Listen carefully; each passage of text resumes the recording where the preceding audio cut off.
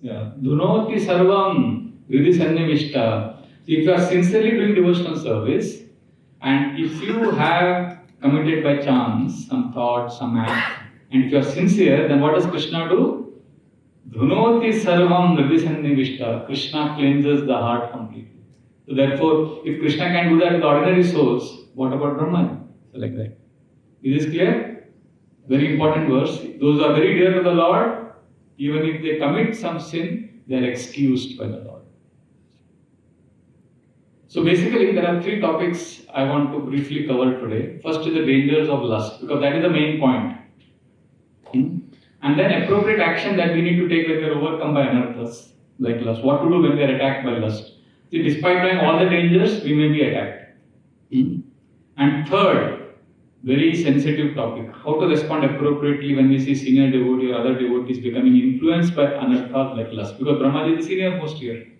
And Marichi and the other sons, how did they see it? Clear? So we'll take the first topic, dangers of lust. So Bhagavatam, Bhagavad Gita, everywhere we find Ramayana, Mahabharata, all the scriptures talk about the dangers of lust. But to give you a contemporary example, so on June 1st, 2001, anybody knows what is this famous story that happened? Nepal. Prince of Nepal, King Dipendra. So he was Dipendra, he was a prince, he stormed into the royal assembly hall during dinner time.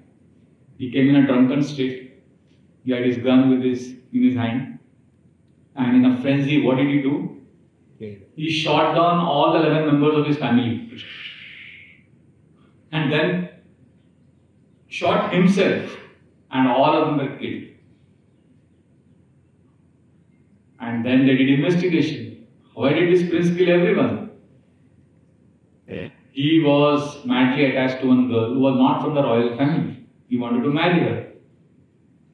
And his parents, you see on the photograph here, in the image, they disapproved of their union. So he was so upset that he killed everyone. That is how lust. Lust is defined as an intense craving, an intense hankering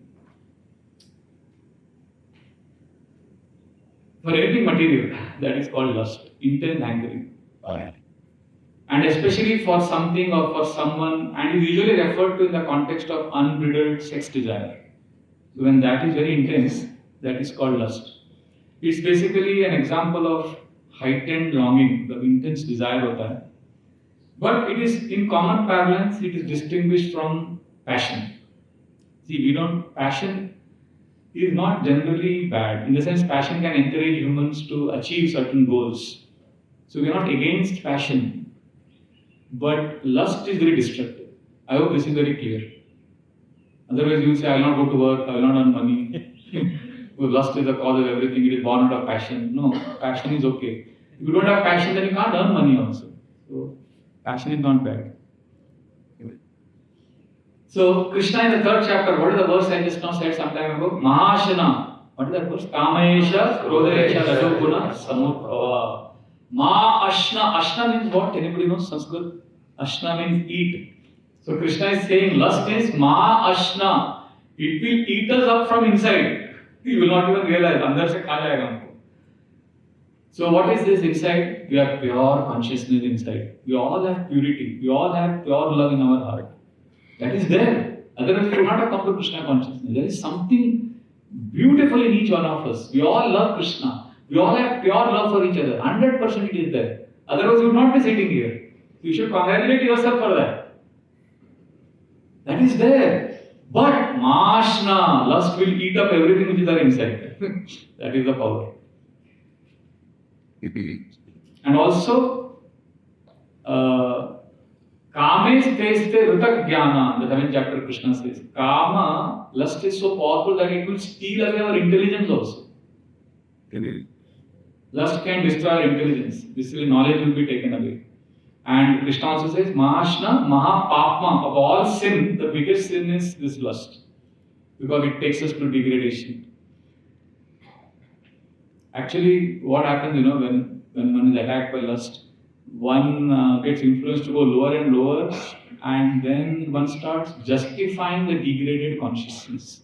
That is how deadly it is. That's why in 3.29, Krishna says, Avritam Jnanamete, right? It covers our knowledge. And Krishna says, Nitya Vairina, means eternal enemy. Ordinary enemy nahi. Hamesha hamesha ke liye enemy hai हमारा lust. And Krishna also says, Dushpurena Analena Cha, means impossible, never satisfied. You can never satisfy lust. Lust is never satisfied. Even in old age, lust will say, lust will not tell you that I am satisfied. Dushpurena Analena Cha. Analena means, Anala means fire, deadly fire. So, intelligence gets destroyed. It's a fire that keeps burning inside. So this I'm having this class so that all of us can remind each other. It is for ourselves, It is for me also. Like if you can benefit to it, is great. But this is how powerful lust is, and we should keep occasionally, time to time, discussing this subject also.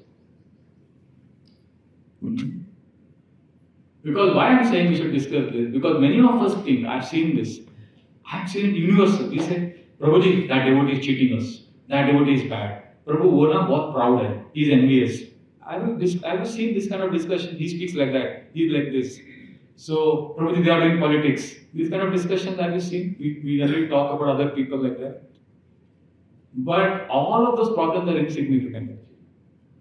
Because the internal enemy of lust is the main thing. That we don't talk.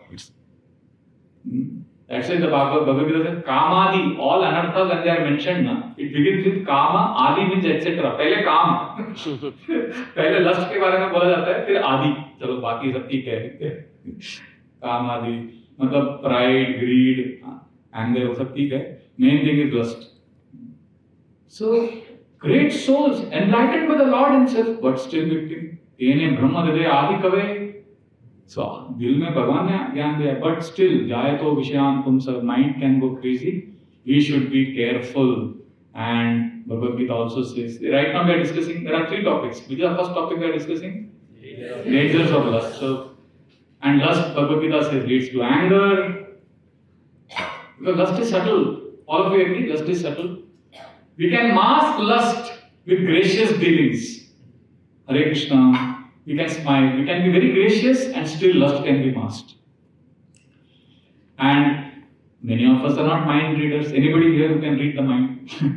You're not mind readers. So, therefore, what we do with lust is, lust gets hidden behind the facade of social niceties. I'm a very nice person. So, we like to believe I'm a very nice person. But the heart can be a hell. And when we get angry because the lust is not fulfilled, then the conflagration of lust in the heart it comes up. Can anyone guess what are the 2 ways lust leads to anger? How? First, yes. First is if one covets an object very strongly. I want it, I want to enjoy this person. And you don't acquire it, what happens? Frustrated. And that frustration leads to that anger. That is one way lust leads to anger. What is the second way lust leads to anger? When you get it. Yes, when you fulfill the desire, what happens? You want more. And then eventually you realize it is not as satisfying as what you expected. Lust का ना सबसे बड़ा illusion ये है, even if it is satisfied, you realize it doesn't satisfy the way I expected. Then you get disillusioned and you succumb to enraged emotional outbursts. So this is simple common sense fact. Bhagavad Gita, Aina Nidharan. And lust is born out of mode of passion. And what happens if you are in mode of passion? Immediately, what mode attacks? Those who are in mode of passion, tamas, ignorance, it's law of gravity. Wherever if you are in sattva-guna, what will pull you down? Rajas. If you are in rajas, tamas will pull you down. Therefore, we have to constantly raise ourselves to sattva-guna, and from sattva-guna we have to go to shuddha sattva.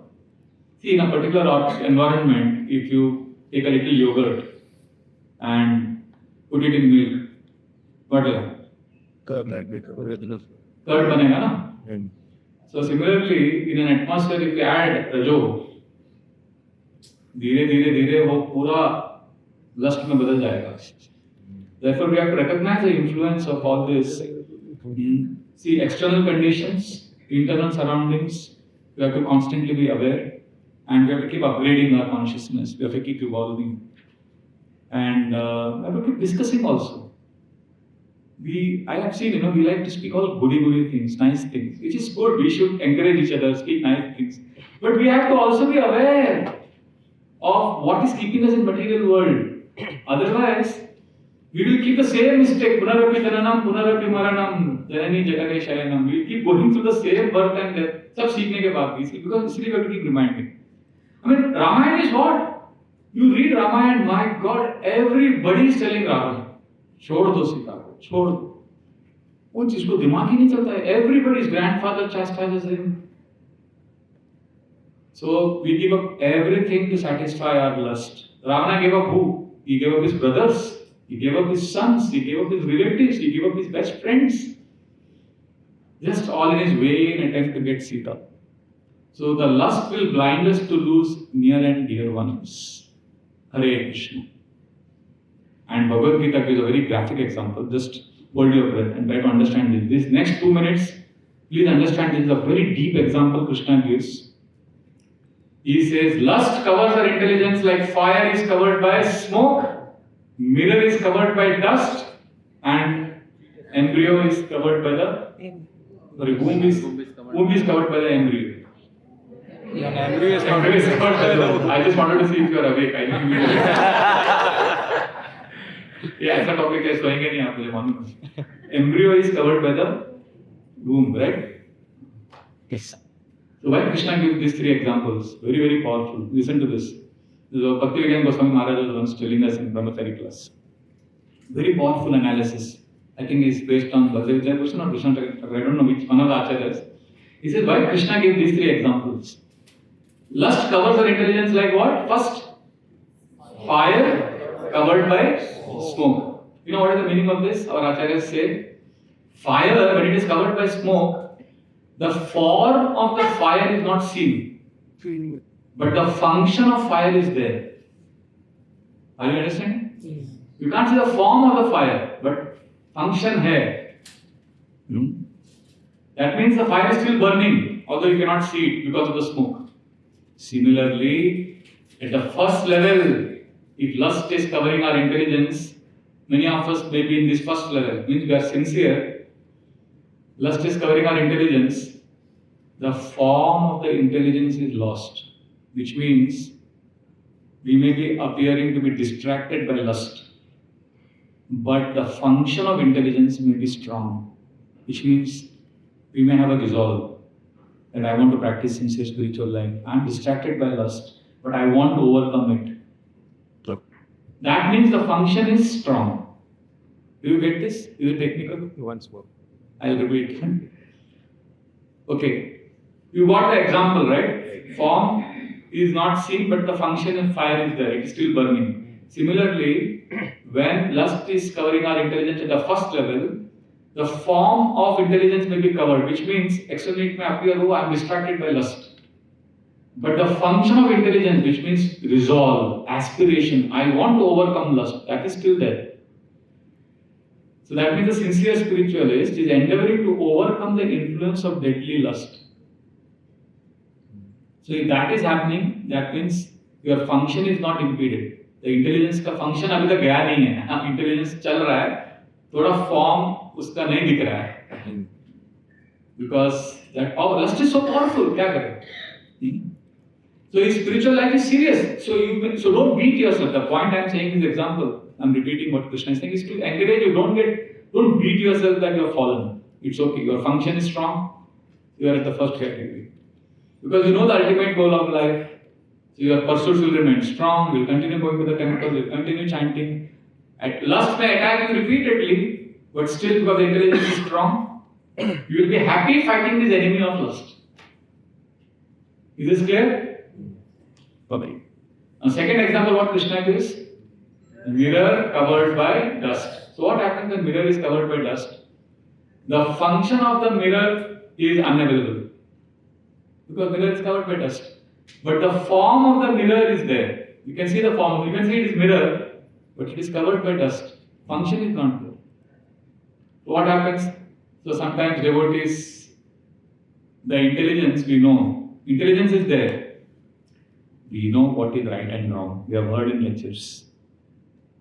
Suna hai bahut baar. But the function has gone, which means the ability to say no, the temptation, basically the intelligence becomes weak.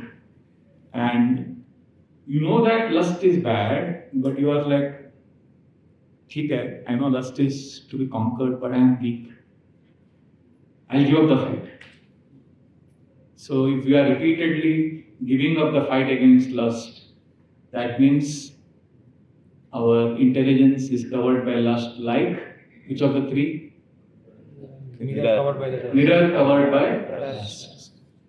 So in the first type of covering, in the smoke and fire, devotee is harassed by lust, but he eventually conquers because he fights the enemy and his intelligence is functioning and he keeps attending Bhagavatam classes, keeps reading scriptures, intelligence को sharp करते रहते हैं. So safe. So therefore, if you feel that, oh Prabhuji, I am lusty, no, your intelligence is functioning. So keep reading scriptures. So that is one. But the second type, the devotee knows lust is deadly, it has to be given up, at least doesn't have resolve. He says, nahi yaar, chodo. He postpones the fight. अब बाद में करेंगे. And they start giving different theories. You know, Saint Augustine is a very great, famous Christian saint. See, Christians का best part क्या है ना, I like, they are very frank. Great saints, they openly speak about, like Vishwamitra also amazing, huh? Vishwamitra is with Ram and Lakshman, they are going to Janak Maharaj's kingdom. The whole journey, Vishwamitra is also there, his disciple is there, and his disciple is telling Ram and Lakshman the whole story of Vishwamitra getting distracted with Menka. He is not feeling, अरे मेरा पूरा पोल पर्दा पास कर रहा है बाबा, एक powerful force है, but he conquered it. So Saint Augustine का एक prayer है, he says, my dear Lord, please remove the lust from my heart, but not now, later. But क्योंकि वो in a very humorous way he writes that this is how many of us are. We are like a mirror covered by dust. We don't have that resolve, that determination to मुझे conquer करना है. So therefore, we are being told by Krishna, better to have lust covering our intelligence like fire covering smoke, rather than the mirror covered by dust. The third covering is very interesting. It is compared to embryo within the womb. It is like what covering? So where both the form and the function, both are covered. Basically, your intelligence is completely, you can't see the womb, you can't see the child, and it's not functioning child, so the womb is covered. Similarly, ये ऐसा है stage में lust is so grossly covering our intelligence that we reject the proposal to get rid of lust. We don't try to rid of lust, we actually get rid of the proposal only. So we start thinking lust is good, spiritual life is bad, let me enjoy lust. Ravana, classic case. This is the stage when one is totally lost and person thinks that human life is meant for a glorious purpose of enjoying uninterrupted sex life. Yes. When that philosophy, in this philosophy I would say, we go to office, when I go for my morning walk, sometimes evening walk, I go early evening or late afternoon, and in this August Pandey Madan, I see sometimes college, young youth also, they are in groups also sometimes. Okay. There are some couples engaging in Ajamil Khan, that's another story. But even sometimes groups of boys and girls sitting together, and as I'm walking, I'm not always hearing the lecture. Sometimes after hearing, I pause and I'm trying to reflect. And as I'm walking, I can hear them talking. Such ribald jokes. And I'm like, what did this say? And they don't even know I'm walking by, or they are absorbed, and I look back at them and I say, young boys and young girls. That means they are in the third category. Life is meant for enjoying. Oof, that's like the ultimate. So at least we should thank Krishna that we are not in the third level. At least second mein hai, we can rise to the first level. So this is big illusion because lust is just around the corner. And at any unexpected moment, it can strike fatally if we don't work on it. But you gave the example of Ravana here. Why Ravana? Because like we know that he kidnapped Sita, but it was not out of lust. अच्छा, it was out of God, out of love. Not love, but because if we can understand from his situation that he just wanted to like be killed by Rama to get. You are giving devotional purport. ये रामायण का एक गड़बड़ है. When you said Kaikeyi ना, somebody said Kaikeyi was used by Lord. तो मेरे को अच्छा नहीं लगा. मतलब you are right, but I'm saying why? Because we should meditate how Kaikeyi is villain, Manthara is villain, Ravana is villain. Then क्या होगा? Then that वो emotion चला जाएगा रामायण में. See, we should feel. आप समझे ना? जैसे मंथरा को भगवान ने बुद्धि दिया. मेरा ललित माधव प्रभु है हमारा दोस्त, जिगर, उसके बाद बहुत डिबेट होता है इसके ऊपर. हमारा बहुत डिबेट होता है. बोलते प्रभु जी मंथरा को तो भगवान ने यूज किया, उसको देवताओं ने भेजा. मैं बोला मेरे को मत बोलो, मेरे को नहीं सुनना. I want to remember Manthara is villain. नहीं प्रभु भगवान ने यूज किया उसको प्रभु जी. अच्छा ठीक है, बट नहीं मेरे को मत बोलो. अदरवाइज इमोशन नहीं रहेगा यार रामायण में.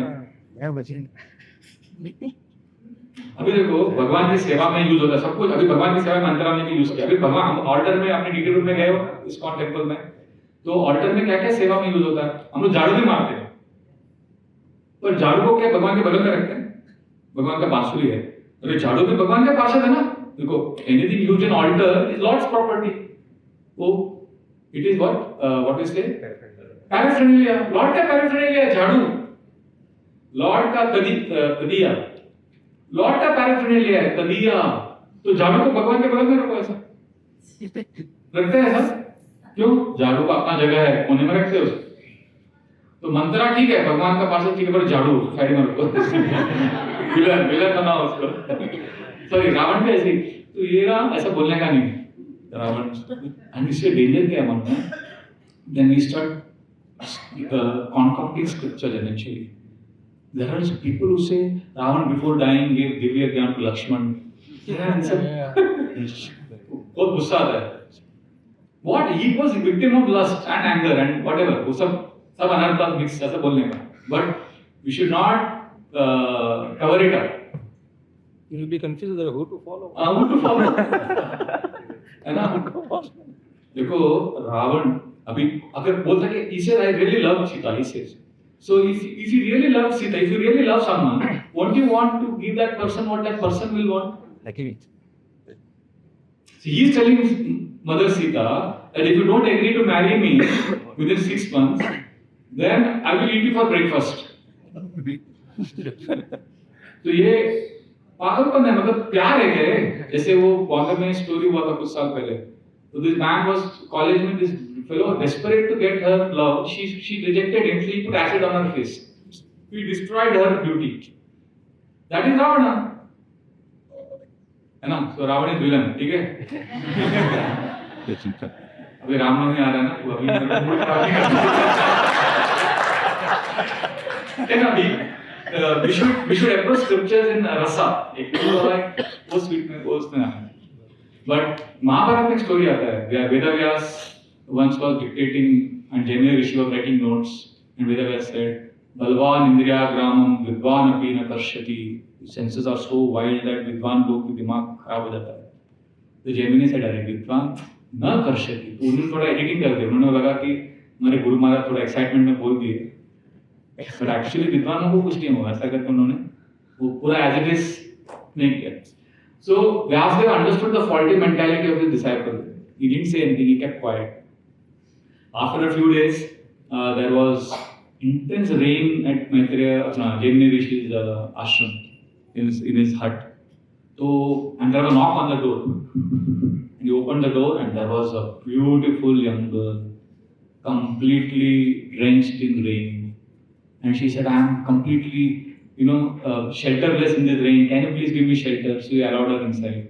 And as she was in the house and he was alone, his lust started rising, which is hard to enjoy. And he went to her and he made a proposal to enjoy. And she said, "This is shocking. How can you even propose like that? I'm a chaste woman." So he said, "I'll marry you." He said, "I can't marry you like this here. I can marry only in the temple. We said, there's a temple nearby, let us go there. Then she said, I have a condition. I can't go to temple like that with you. You have to become a horse and I'll sit on top of you and you have to crawl. In that rain, so much of rain and so much of water, he became a horse. And she sat on top of him and he was desperately going fast towards that hut, towards the temple, so that he can get married to her and then he can enjoy her. And as he was wading through that water, on top of him, that lady was sitting. He heard a voice from her saying, Balavan Indriya Gramam Vidvan Api. वही श्लोक सुना अरे वही श्लोक ये कहाँ से आया श्लोक and then he looked up, he realized that lady turned into Vyasdev, his guru, and he said, disciple, my dear disciple, did you understand? He said, yes, no more editing. I will write what you said. Very, very instructive pastime in the Mahabharata. Actually, Mahabharata में तो बहुत कुछ है. Some other pastime is also that later maybe you could say. But yeah, yesterday I was mentioning about Kama Gita. Great. The Kamdev. Kamdev's instruction, 21 verses. So that is there. In Ashwamedika Parva, the 18th of the 21 Parvats. So there you will find instruction by Lord Kamdev.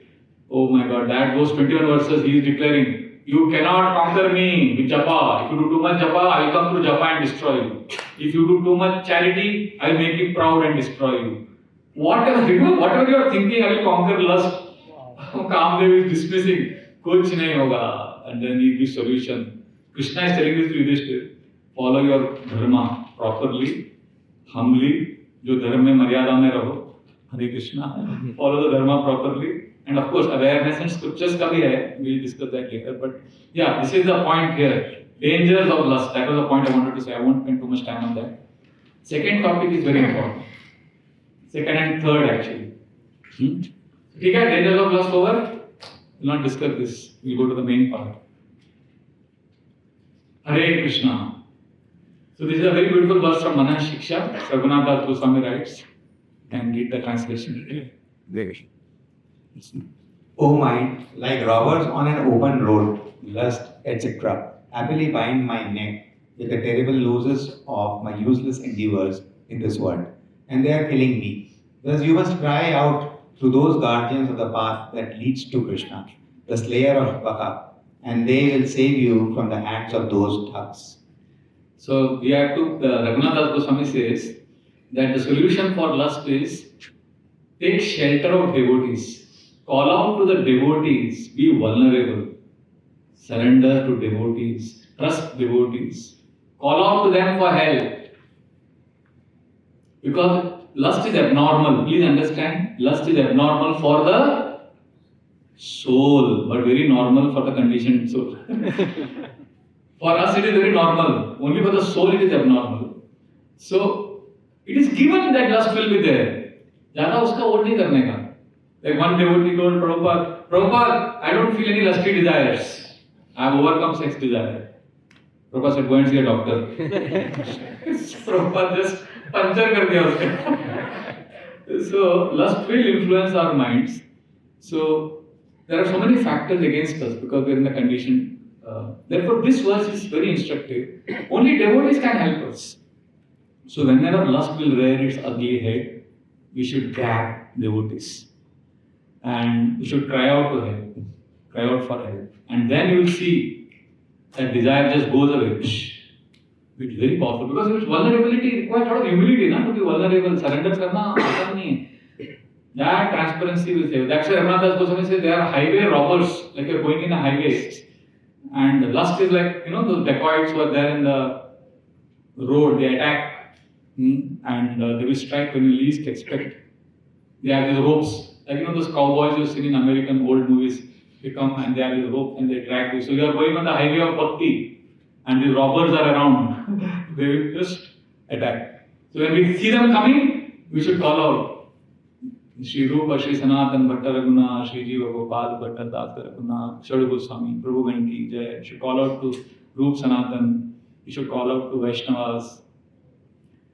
And we should reveal our, maybe maybe you don't have any close friend, but this is a good way to start. See, you can't do oversharing. That is also crazy. You have to build relationships basically. You have to make a good relationship with devotees. And okay, now I'll tell you why I'm saying this, why we need devotees. Because lust is not affecting only the senses. Many of us think, oh, senses are agitated. No.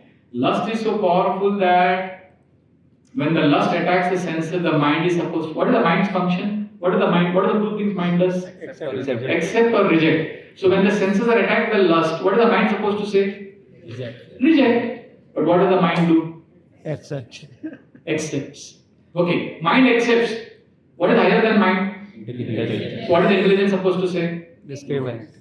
Intelligence supposed to tell you, Bhagavad Gita में ये बस लिखा है, भागवत में ये लिखा. Intelligence is fortified by scriptures, Shastra. Intelligence is supposed to say, hey mind, you are accepting this is nonsense. Scripture says this.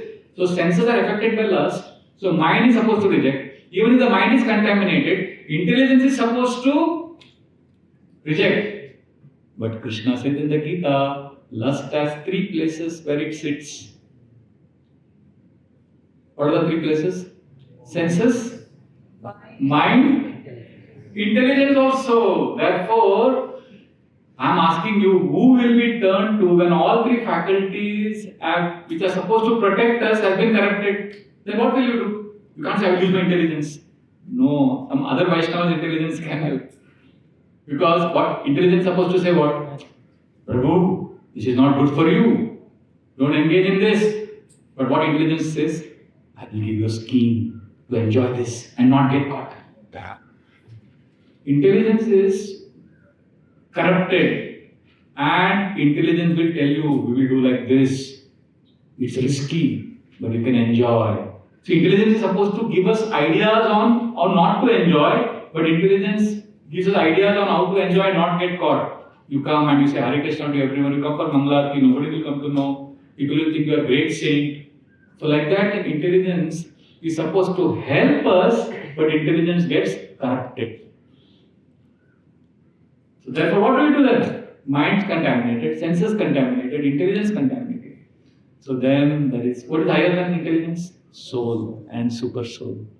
So therefore, when the intelligence is defunct, cry out, beg at the level of the soul, Krishna, please help. I need an intervention. What does Prabhupada say, Prabhu? Can you read this? There is no other greater enemy than the mind who is uncontrolled and always going astray. And if the intelligence is contaminated, yeah. I always say this, the ego is the main problem and ego has two bodyguards, mind and intelligence. Both of them simply serve the interest of the ego. So the Bhagavatam says that when there is a forest fire, all the animals, smaller animals like deer, rabbit, they all get burnt in that forest fire. But the elephant escapes. How? It jumps into a huge river. Now the elephant is big in size, so it doesn't drown. And the fire doesn't enter the river. So the Bhagavatam says this example that elephant is compared to devotees. Devotees are like elephant. And river, the cooling river is compared to Sankirtan, chanting of Hare Krishna, especially with devotees, Sankirtan, Sangmaya. What we did yesterday was a solution for anarthas. Because Sankirtan dissolves the false ego. एक ISKCON communication journal में पूरा essay है अपने रविंद्र स्वरूप प्रभु का very detailed explanation on how when we come together, how the false ego gets dissolved, systematically explains logically. So this ravaging fire of lust is burning, but elephant-like devotees jump into the cooling river of association of devotees. So in that river, you get relief, you get shelter. That's why we have Sankirtan. How many of you were there yesterday in the evening? We had this beautiful Bhajan Sandhya. It was so beautiful, isn't it? So Jackson transported us to Jaipur first, Radha Govind temple. Then he took us to Barsana. He took us everywhere. So that is a solution, coming together and diving into the river of Krishna Katha. Then that pure soul, the pure consciousness will awaken. The Bhagavatam also 5th canto says, That you can't simply think that by external practices I will be free from Cupid. No. Just like, there is a hunter who goes to the forest to take honey. He has to take so much risk. There are animals, there are snakes, there are jackals, but he will take all that risk, tigers, and he will somehow go and take that honey. And then the bees will also sting him, but still he wants that honey. The Bhagavatam says similarly, just to enjoy a little bit of sex pleasure, people are willing to go through so much of suffering in this material world, constantly, morning, afternoon, night. So therefore Bhagavatam is very, very graphic. And there is this Mahabharat's famous story in the Udyoga Parva. Now I remember where I read this. Udyoga Parva, Vidura is describing the story that a man is being chased by a tiger under 3 cups, and he runs and he falls into a well and he's stuck on a branch, and there is a snake which is about to hiss him, and then there are 2 rats, black rat and white rat, which is chewing away the branch, and then he looks up, there is this tiger with the 3 cups, and he looks down, there is a crocodile waiting to devour him, and while falling he had hit a beehive, and all the bees are stinging him, but the beehive says, honey drop ho raha hai, and he puts his outstretched tongue and 1 drop of honey falls into that.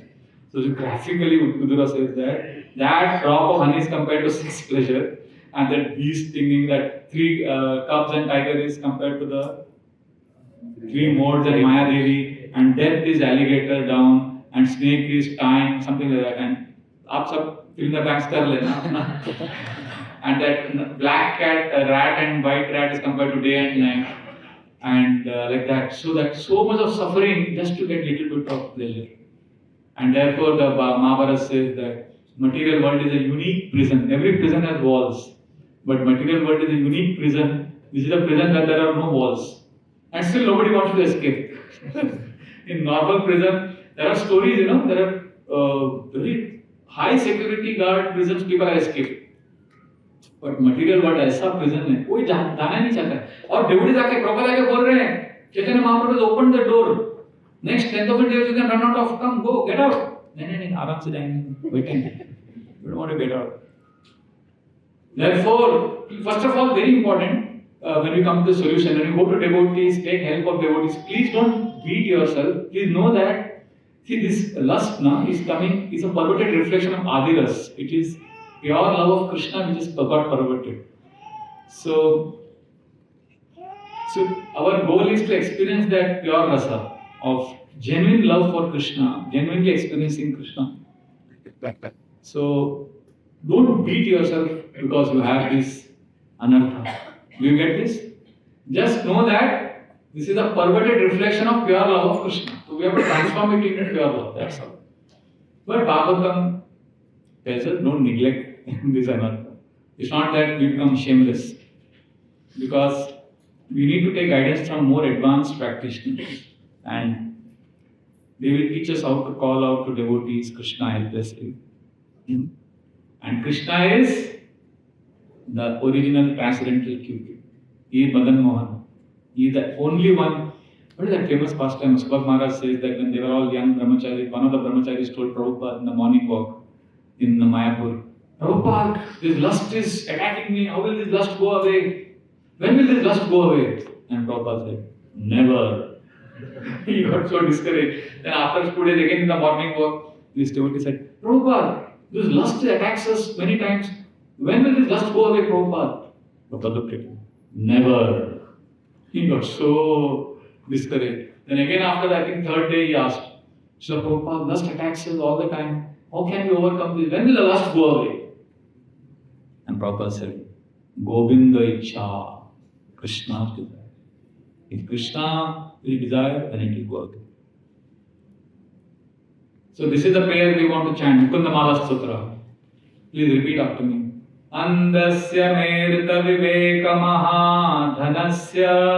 Andasya merita viveka mahadhanasya. Chore prabho balibirindriya nama dehe. Chore prabho balibirindriya nama dehe. Mohandakupa kuhare vinipatitasya. Mohandakupa kuhare vinipatitasya. Devesha dehi kripanasya karavalambam. Devesha dehi kripanasya karavalambam. O Lord, the powerful thieves of my senses have blinded me by stealing my most precious possession, my discrimination, and they have thrown me deep into the pitch dark well of delusion. Please, O Lord of Lords, extend your hand and save this wretched soul. So this is, we have to meditate on this.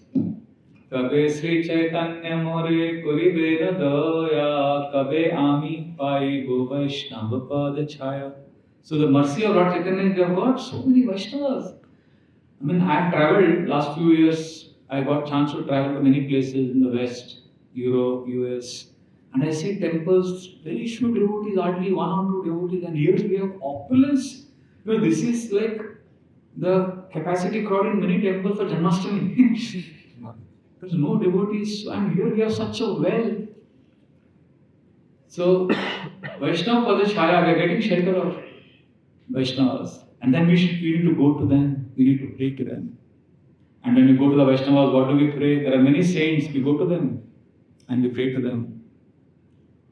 Kandiya Kandiya Jana Iva Dukha Gram Samsara Nala Hite Magive Vishram. We go crying, oh Vaishnava Thakur, please bless me.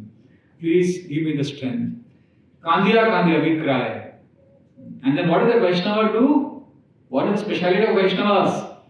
Shunya Amara Dukha Vaishnava Thakur Amalagi Krishna Abe Divena Prachur. Hamara dukh sun lete hain, Vaishnav hears my dukha and then he goes to Krishna.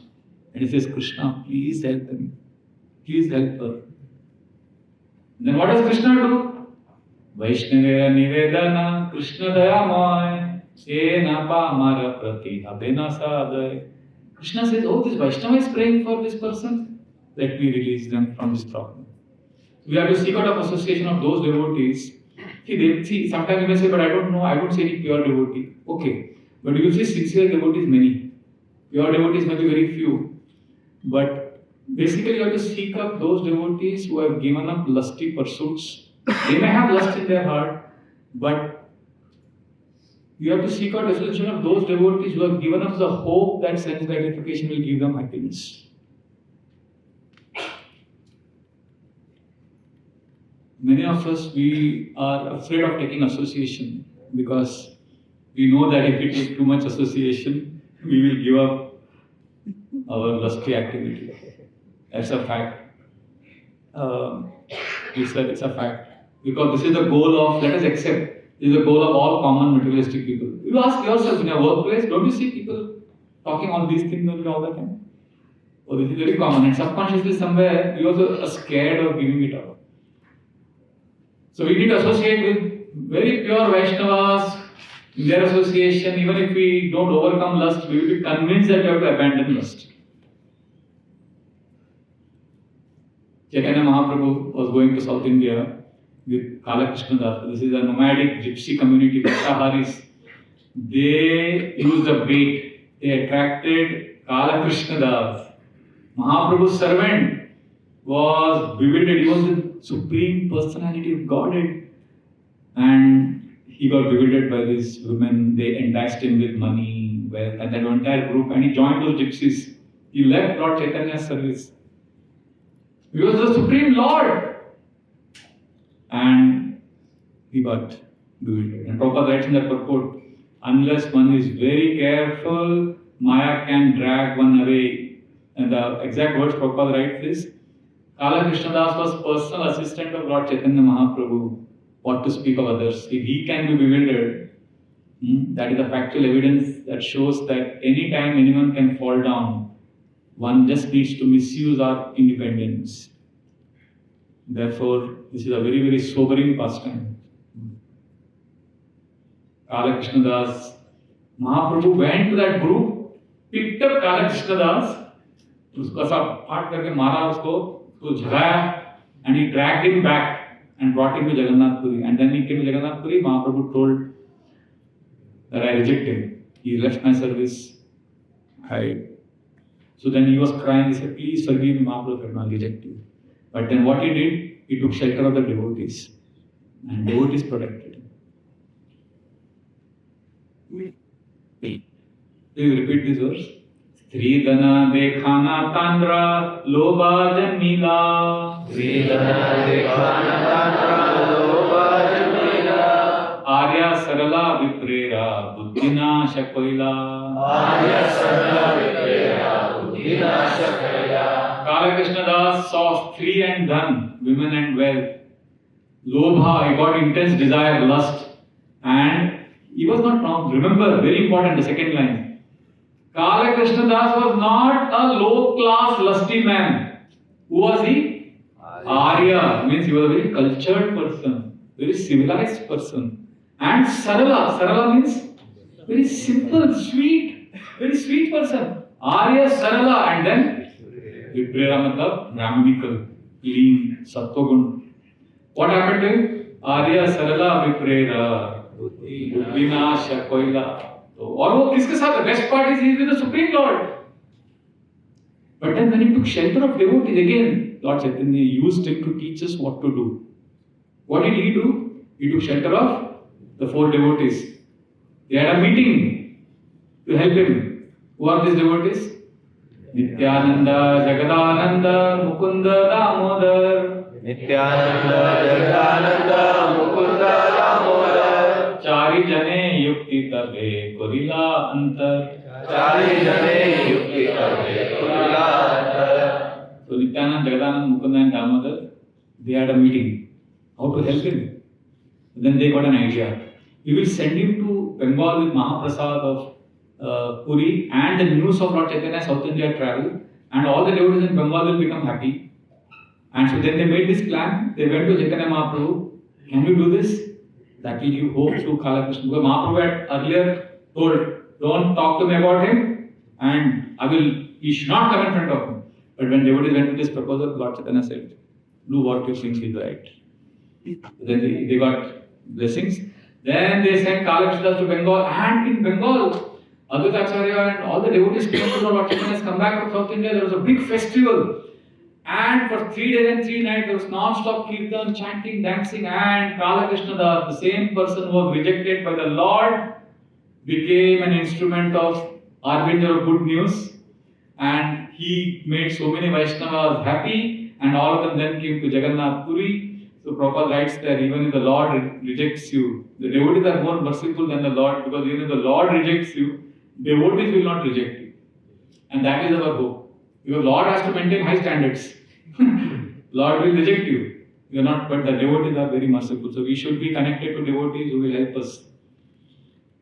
So I want to read this sentence. I couldn't put it on the PPT. Even though the person is rejected by the Lord, the devotee of the Lord do not reject him. Therefore, the devotees are more merciful than Lord. Radhira charana sevi bhakta sanevas janame janame aurishi abhila. Narottam Das Thakur says, I want to be with the association of devotees, not in this life. Janame janame, every life I want association of devotees and shelter of devotees. Because they will protect me. And scriptures have many examples. Lord Shiva got bewildered by Mohini Murti. Lord Shiva told Lord Vishnu that, can you show me that form of Mohini Murti? Lord Vishnu ne bola, are you sure? He said yes. And then Lord Shiva got bewildered. So Maharaj was giving a class recently. He was saying that before this pastime, he took halal poison. Before taking the poison, he took permission from Mother Parvati. Can I take this? But when Mohini Murti form appeared, he didn't take permission from him. He was so bewildered. And then after the end of the pastime, Lord Shiva is so glorious, he was in depression. Because Lord Shiva's disciples are also seeing this. He is chasing after Mohini Murti. He's not in depression, he is actually happy. He's saying, my Lord is so amazing, what Maya power he has. He is glorifying the Lord. So Maharaj said, Bhakti Yoga is very powerful because it is not about me. See, we will never be in depression if we know that even when we are humbled, it is not about me, it is about the Lord's greatness. It is very important. We should rise above our own petty obsession with our own selves. Sugriva, like in Bhagavatam we have 9 examples. Shravanam, Kirtanam, for that, for Sakyam we have Arjuna. In Ramayana for Sakyam we have example of Sugriva. And Sugriva promised Lord Ram that he will help him, but he got such a licentious life he was leading. He forgot about his vow. When he became the king, he was only enjoying in Kishkinda. And Lakshmana had to go and shake him and from his lust. So Srila Prabhupada, there's a lot of pastimes how he exposed this. In 1965, 66, you really learn that how he exposes lust. He was giving the lecture in San Francisco. Mati Mataji was saying this pastime that Prabhupada said in the class. So, in material world there is only lust. There is no love. So she says that one sentence just bursts the bubble in her mind.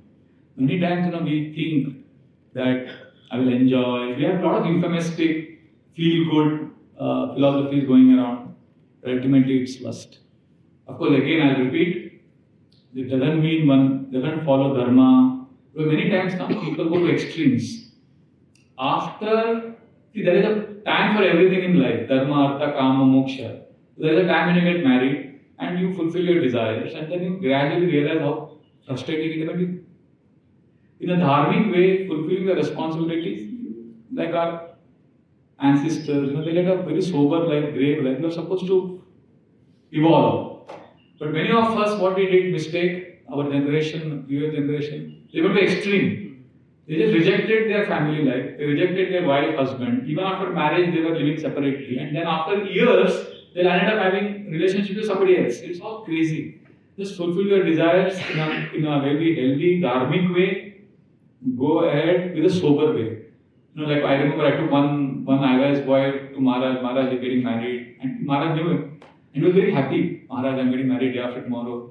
Maharaj said, don't get too excited. Then Maharaj, don't go crazy just because you're getting married.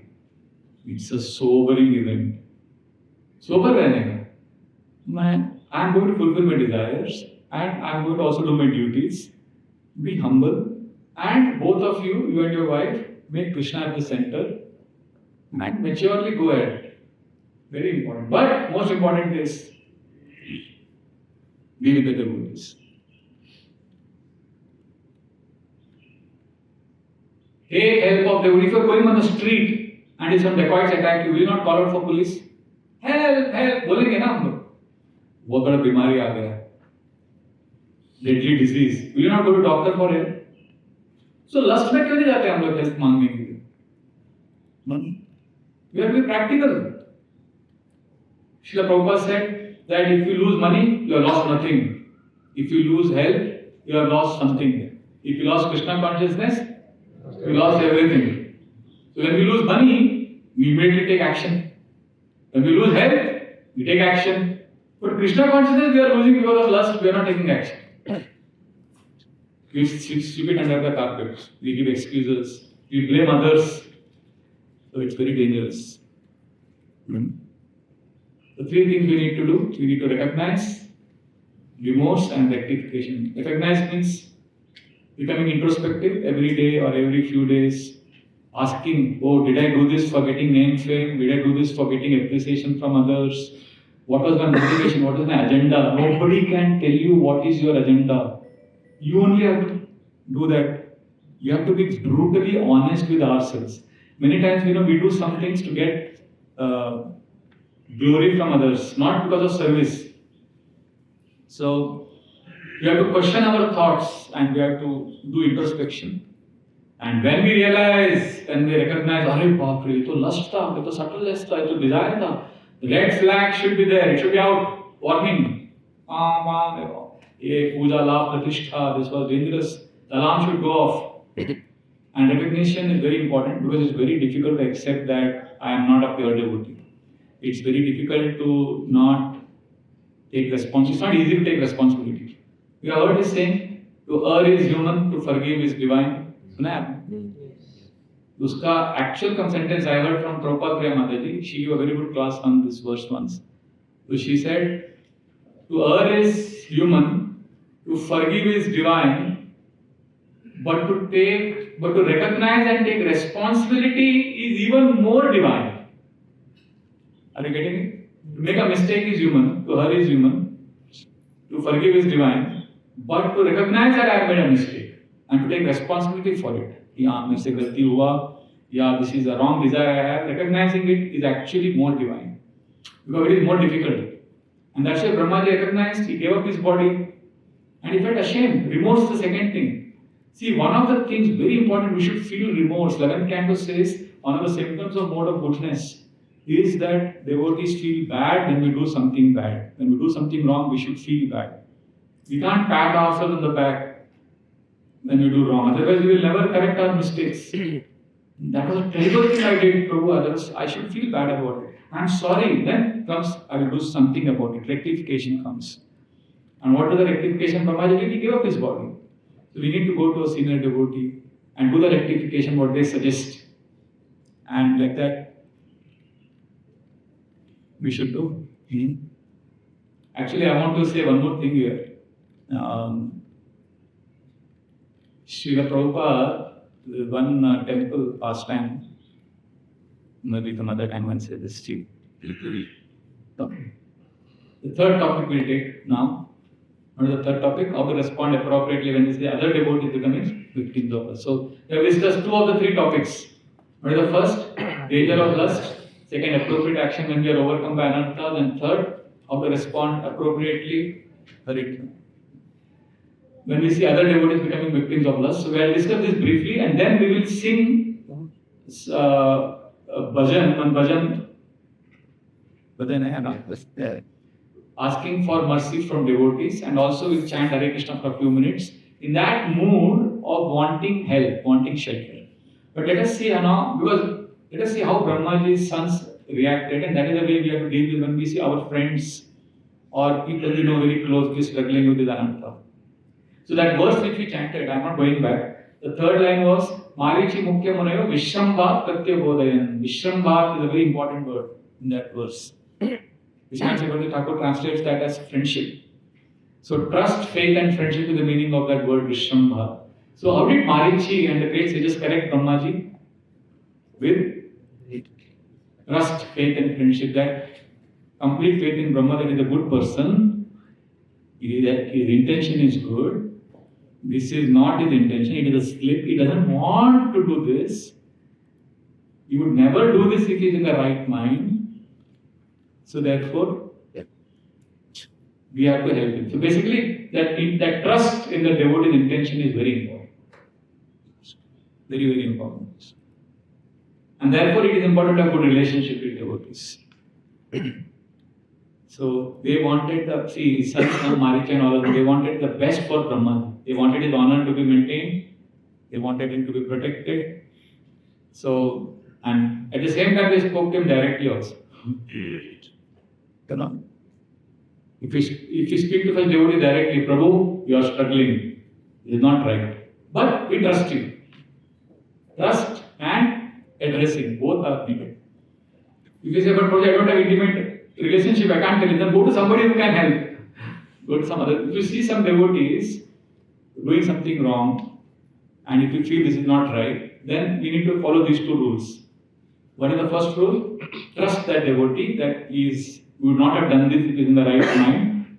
Second, address it. And if you can't do both because you don't have that relationship, then go to someone who can do something.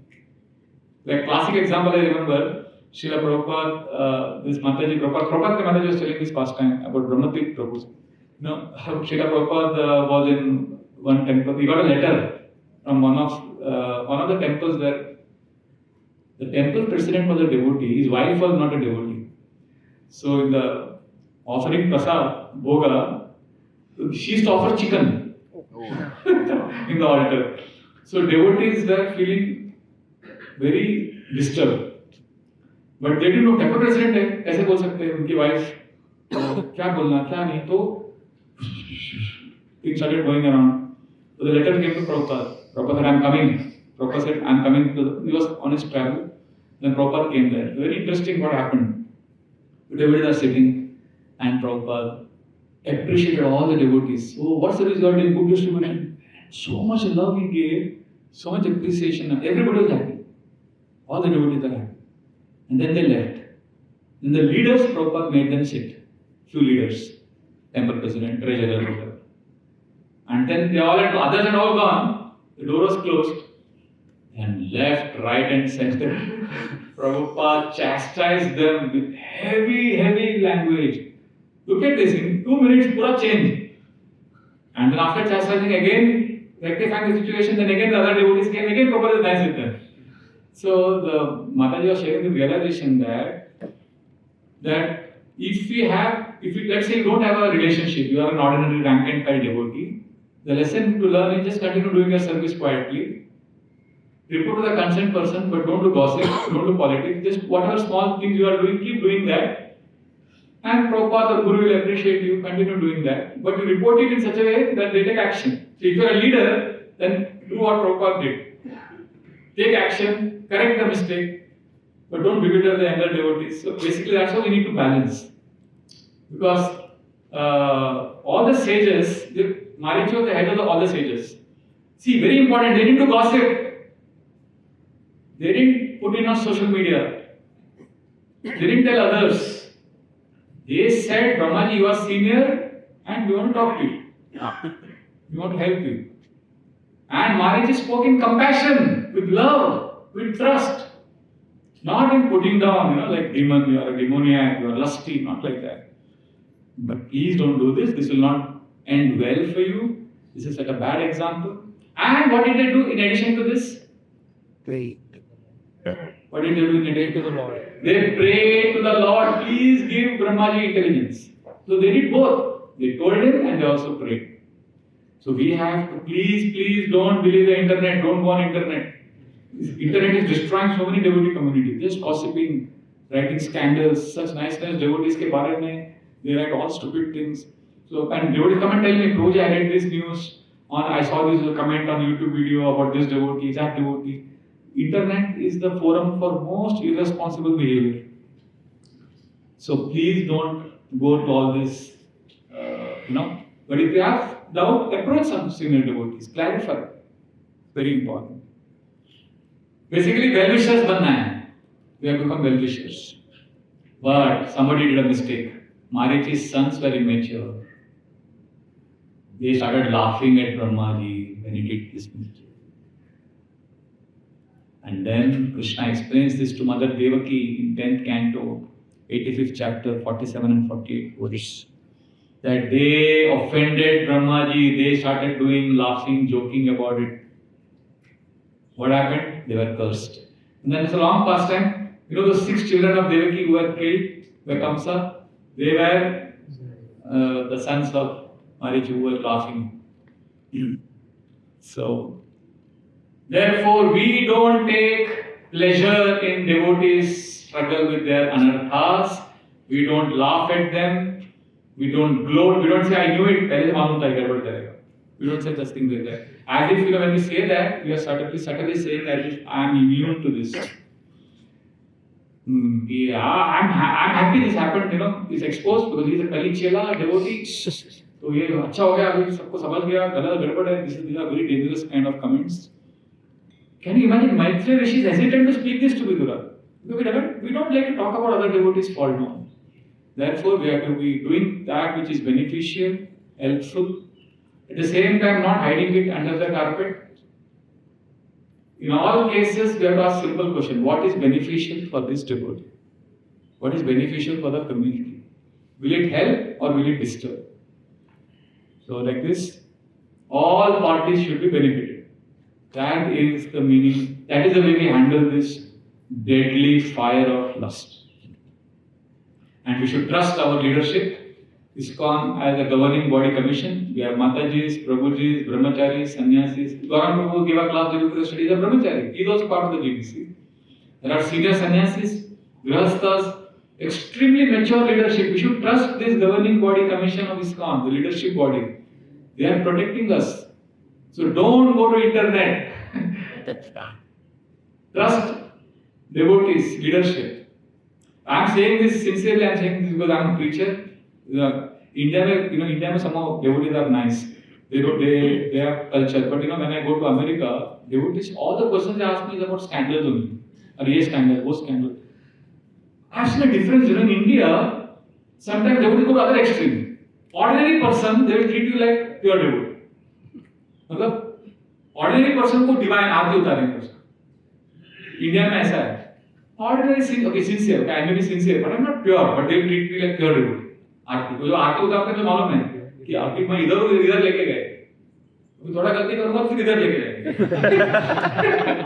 तो इसीलिए वो लेने का नहीं, वो digest नहीं होता है। हरे Krishna. So in India, what we do, ordinary person is treated like God, and I have seen in America, very divine people, very godly people, they are treated as ordinary. Like I remember 3 continuous years I went to one place in I won't tell the name of that place. So this person comes to me, Prabhupada, started saying about Prabhupada. I thought he's blaspheming Prabhupada.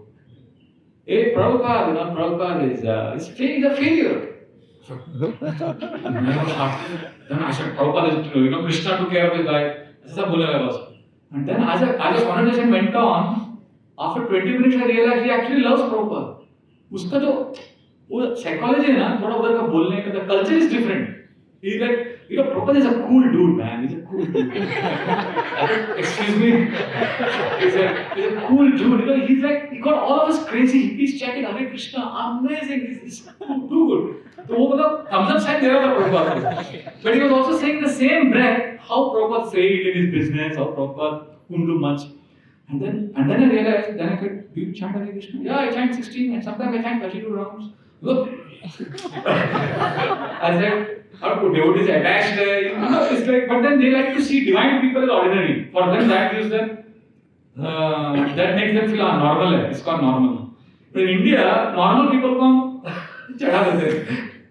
So that's why we have to become mature. So we have to trust our leadership body, and especially, you should know this. Radhana Swami Maharaj also says, butter and fire. I remember the example he gave once. He says, man and woman coming together is like butter and fire. He says too much of proximity, too much of close interaction with man and woman outside your family is like man is compared to butter, woman is compared to fire. So Maharaj says, if you keep the butter in the refrigerator for 3,000 years, it's completely frozen. Still you have to take it out and keep it in front of fire. Sooner or later it will melt. So one has to be careful. That's why in ISKCON we have a culture, we consciously ensure that we don't objectify women. We address them as Matajis. Of course in West, they don't like to be addressed as Matajis. In one particular place in UK, one Mataji took offense. After the Bhagavatam verse we chant. So that Mataji said, I said, after Prabhuji's, Matajis, we don't like to be called Matajis. I said, okay, I'm also not attached to calling you Mataji. I'm attached to seeing that you get respect. You tell me what makes you feel respected. We'll call you by that. But we can't call you by your first name. That's not the Indian, that's not the Vedic culture. So we could call you as, say your name and then say Ji, or say Vaishnavi, like that. So respect is important. That is a criteria. But at the same time, so proper there is a simple formula. Mataji is a way of not objectifying, seeing everyone with respect. And we should trust the authorities, have association of devotees. When we see others making a mistake, know that it is human. And not, I don't know if you know Gaur Govind Swami Maharaj lectures. Anybody hears? Gaur Govind Swami Maharaj, anybody hears? I request you, please hear his lectures. Amazing, amazing. He is genuine sadhu. Prabhupada's disciple. First time Prabhupada sees him, first thing Prabhupada tells him, oh, you have taken sannyas? I'll give you sannyas. That is the first interaction. He was from Orissa, pure devotee from childhood. He was a grahastha, then he left home after fulfilling his responsibilities. Then Prabhupada met him. So he gives a lot of lectures on anartha and especially on lust. And like Prabhupada only, he will call rascal, he will chastise. So, very, very important. And nobody will see, sincere devotees will never say they have conquered lust. Yeah, aisa anartha hai na? Nobody will, I heard it from, I don't know. So one sadhu used to go for a bath in the river, Ganga, every day. So one Muslim tailor, he would look at this sadhu going and he would say, oh, Sadhu Maharaj. And because the sadhu had a big beard, he would say, Babaji, ये आपका साधु का दाढ़ी है कि बकरी का दाढ़ी है? Is this sadhu's beard or is this a goat's beard? He would make fun of him. And the sadhu would look at him, smile, and he would continue going to the river. This happened every day for many, many years. One day the sadhu became old and he was dying.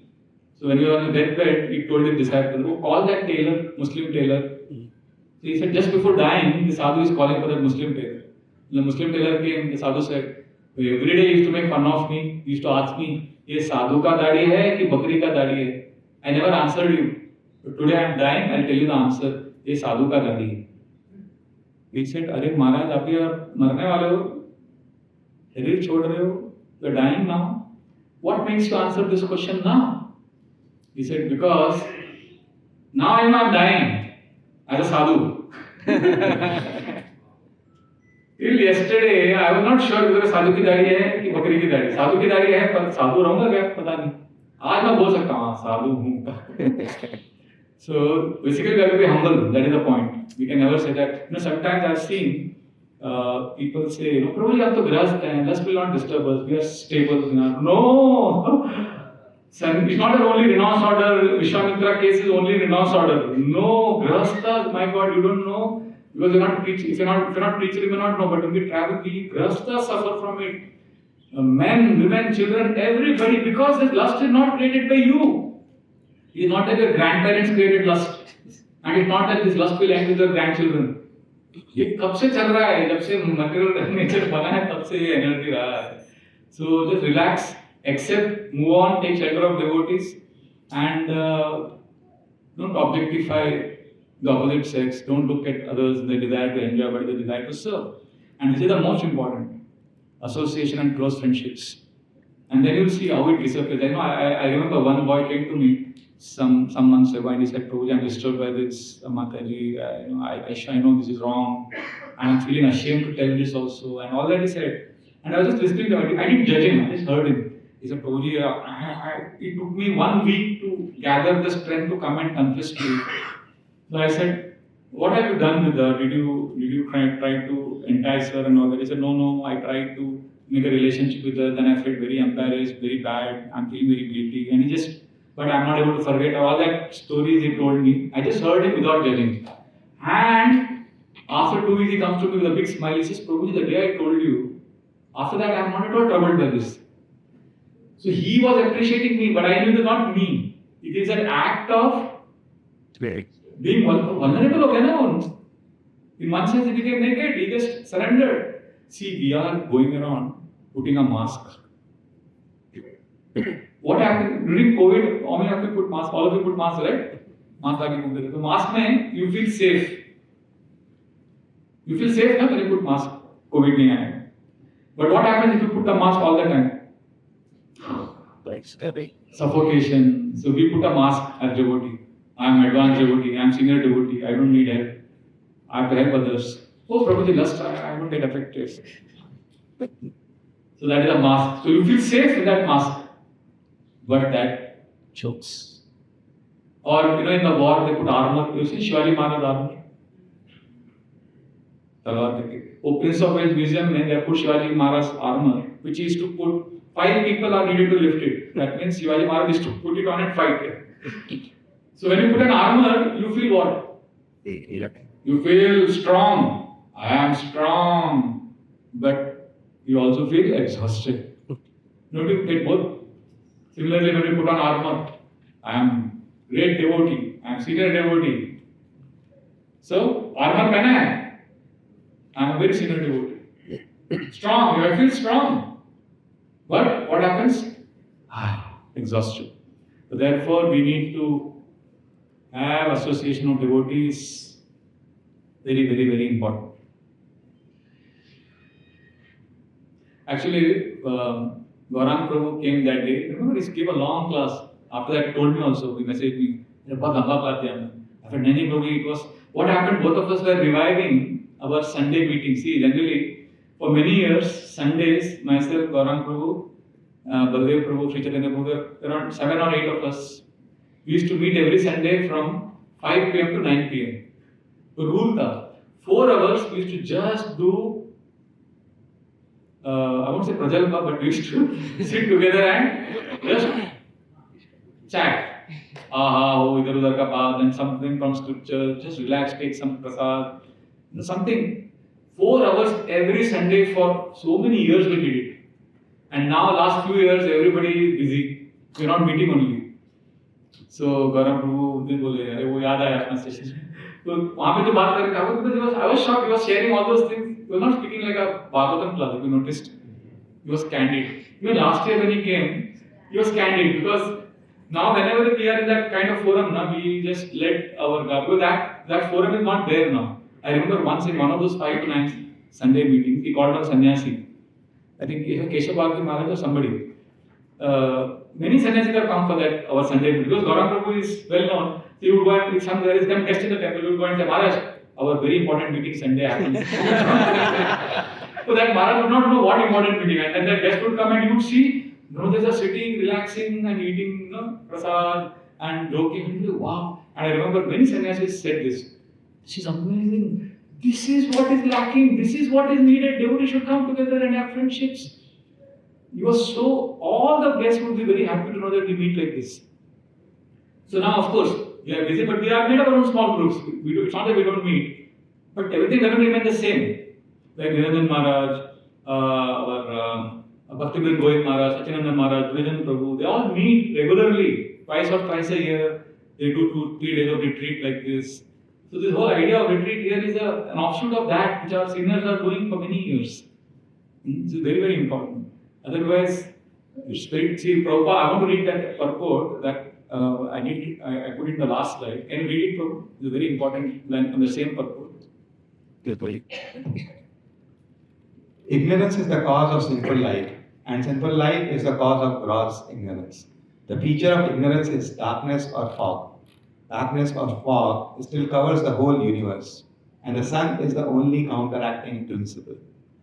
One who takes shelter of the Lord, the perpetual light, has no fear of being annihilated in the darkness of fog or ignorance. See, what are the main cause of sinful life? No, take one. Avidya, ignorance. And generally we don't talk about this. So why we have these classes? Sambandha Gyan क्यों होता है? अविद्या को निकालने. अविद्या को निकालने का only solution साधु संगा and Shravan. Sambandha Gyan is the solution. Ignorance is the cause of our lack of taste in bhakti. Ignorance is the cause of our attachment.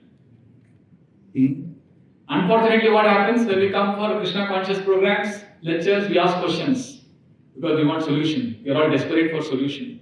But what scriptures say that solutions are going to be ineffective till you understand the problem, the seriousness of the problem. We all look for solutions, but are we convinced of the problem? I'll repeat what I said.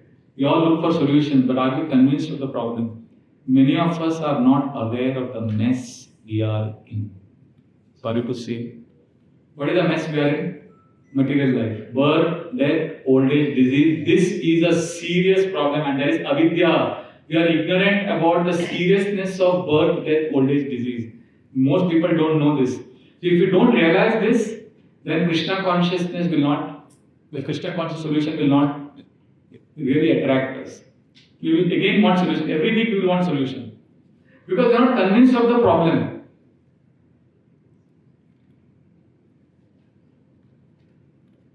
So when you come for the satsang, what actually happens? We are not supposed to give you solution. We are supposed to tell you what is the problem. The satsang is not to give you solutions. The satsang is to convince you that there is a problem. So therefore, the actual solution is this: come for satsang, attentively hear. When there is attention, then we get absorbed.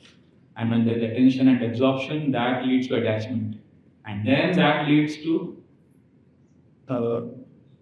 affection for Krishna. And there is, so therefore, solution is, I have seen that all the solutions we give in classes, all the solutions remain theory.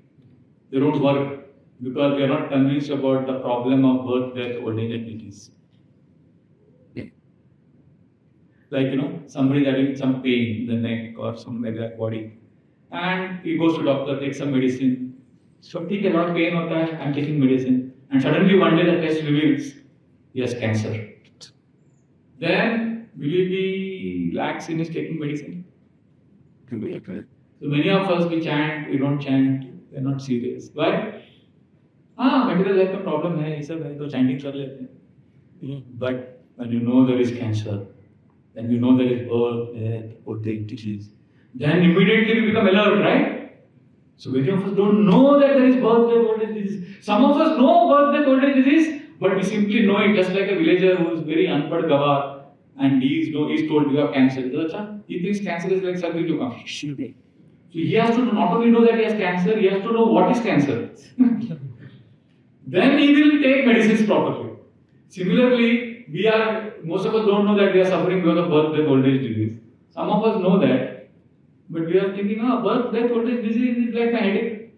I get sometimes.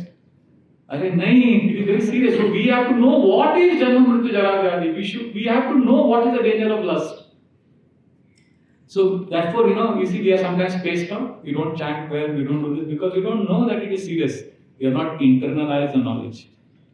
So, and when we come, we go deeper into scriptures, and the day person realizes he has cancer, do you have to convince him to take medicines? The day we are convinced we are suffering in this material world, फिर तो problem ही नहीं है ना.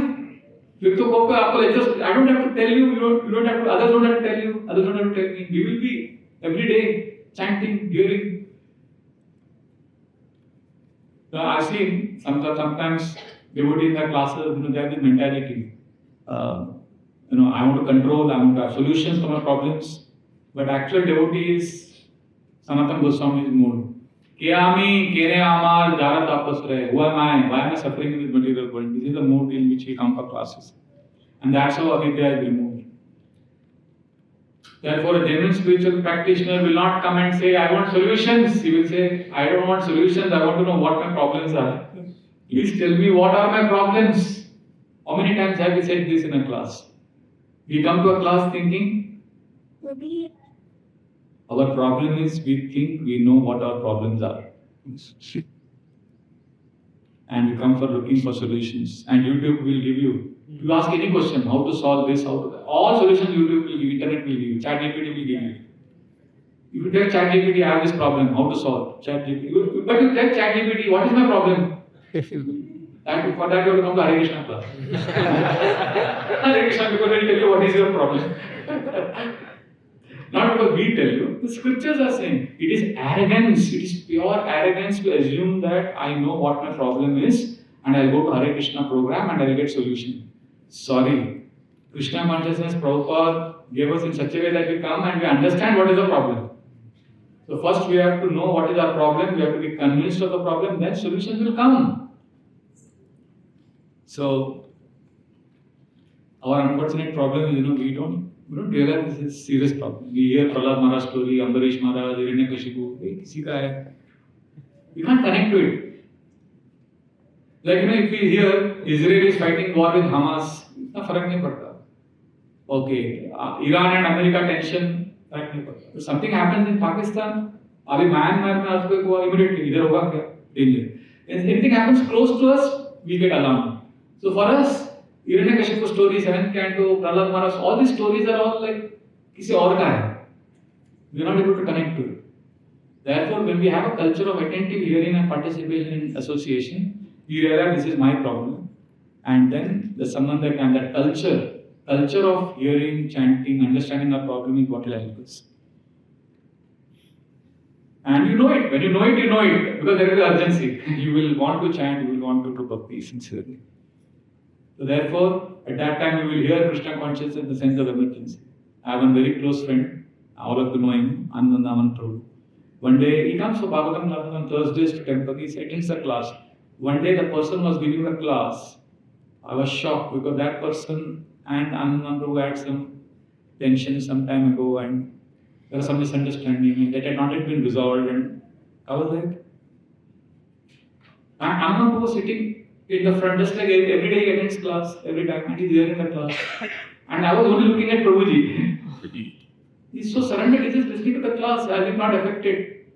Then I asked him later on, Prabhu, I'm really impressed that you were sitting in this Prabhuji's class. He said, yeah, initially it was difficult for me, but I realized that I have no hope, I have to hear, this is the culture. And he's representing Parampara purely, he's a sincere devotee. So he must have misunderstood me, that's another subject matter. But he's speaking pure Bhagavatam, and if I attend the class, I'll understand what is my problem. So this is actually the mood of Krishna consciousness. You know, when we attend classes, it is not with an idea that I will figure out solutions, I will know everything. We want to get convinced of how far away we are from Krishna. So therefore, let us be in the association. Let us take association of each other very deeply. So there are 3 topics we discussed. What is the first? Danger of lust. So उसके ऊपर पूरा PhD ready है. Bhagavatam, Bhagavad Gita. But the second more important topic we discussed was how to Take appropriate action. what to do when we are attacked by lust, and what is the solution we came to? Shelter of association of devotees, and we give examples from Chaitanya Charitamrita, Kalakrishna's pastime, and we discuss some verses from Mukundmala Sutra also. That is the main thing, being vulnerable and calling out for help. Just like when you are attacked by robbers or when your health goes down, you take help. We should take help from devotees. And the third topic we discussed was what to do when we see others get affected by lust, what we should do, what are the principles to follow. Trust, friendship, affection to that person. Second, faith in that person, and then what? Friendship, then what? Pray to the Lord. Pray to the Lord for that dude. And then third, trust, faith, सब friendship एक ही हो गया. Praying to the Lord भी हो गया. Then third what? Respectfully address. Don't put it under the carpet. Address it. And if you can't address it, then go to somebody who can address the problem. Basically, Sutra is what is most beneficial for that person and for the community. Not, and what we should not do? Gossip and laugh and ridicule the person who is suffering from this. If we do this, then Krishna will protect us. So now I requested Govindaram Prabhu to sing one bhajan to glorify the Vaishnavas, to take shelter of, we want to take shelter of our Vaishnava Acharya Parampara. And then in that mood, we will sing a bhajan and then Hare Krishna for some time, and then we should also take some questions for 2 minutes. Yeah. So should we take questions first and then do bhajan? I'm not able to understand me. Questions you can take बाद में. तब तक लोग सोचें. तब तक थोड़ा question निकल जाएगा, आधा question. Okay, so we sing some bhajan and kirtan. Thank you. Shri Vaishnav Thakur ki jai, Prabhupada ki jai. I actually feel a lot of nourished in these lectures of series that you've given. So very grateful to you and very grateful to the organizers as well for arranging this. My question is related to the first day session that you took on the purpose. Right. So I recently heard about something called, I may not be able to pronounce that word probably, so forgive me for it. It's something called euthanasia. Euthanasia. So that is something like, painless suicide, what to call it, right? So I was shocked to hear that in Netherlands, that even the young people like of age 35, 36 also opting for that, thinking that I'm done with the life. Whatever I had to live, I have lived my life and I am done with it. So I was like, bit pained and wondering that maybe because they did not have the purpose in their life, where they felt like, I'm done in the life and now I just want to end my life. And also while doing that, so that is the one aspect of it on the purpose. And the second aspect is many a times we feel that, okay, this is my purpose and I really want to dedicate my life for that. But then when the external situations come in our way, so those emotions overpower you. And you feel, I'm done. It's okay that purpose is there or whatever. Honestly speaking, that time when the purpose doesn't come to your forefront, you don't even remember your purpose. You just feel that I'm really bogged down with the life of these external situations and the emotions overpower you. And you also feel kind of just let it go. And that's why we see, even in the devotee community, we see suicides and things like that.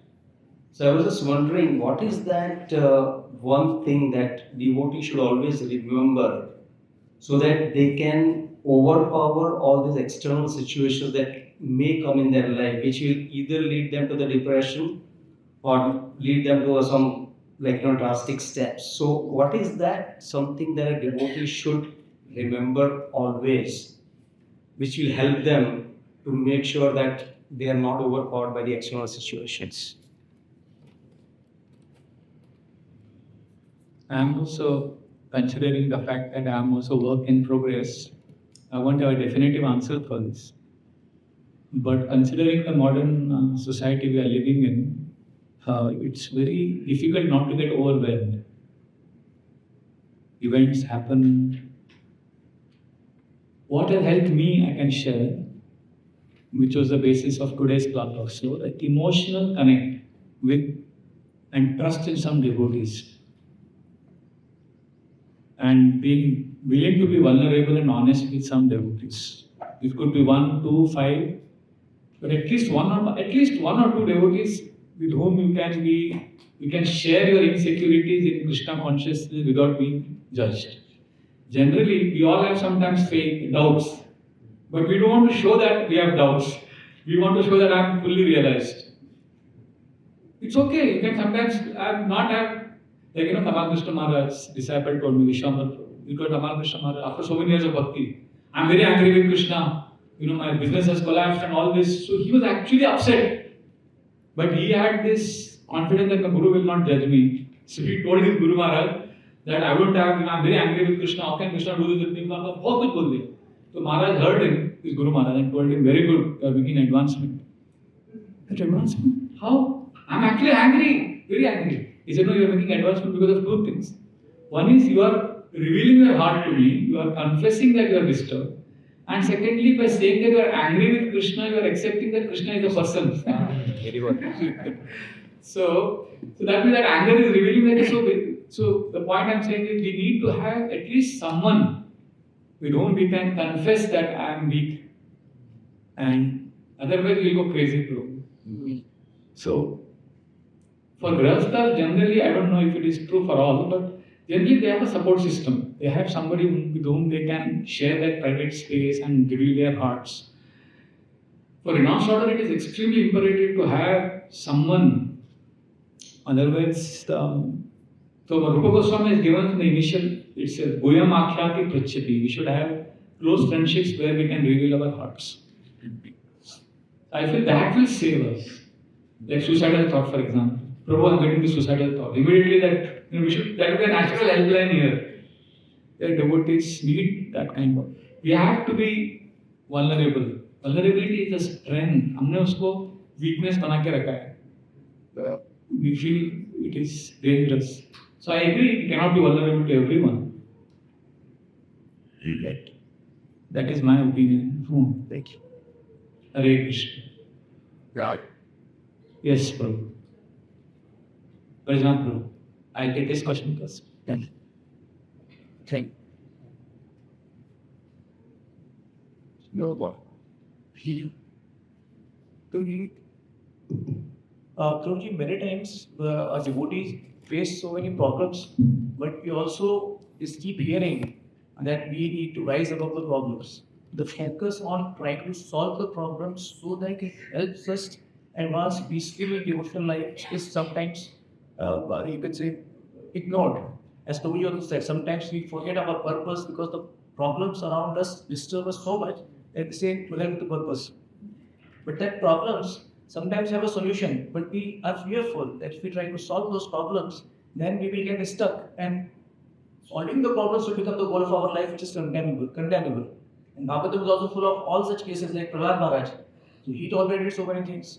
Agnes Thakur tolerated so many things. So as devotees, we are supposed to tolerate those problems.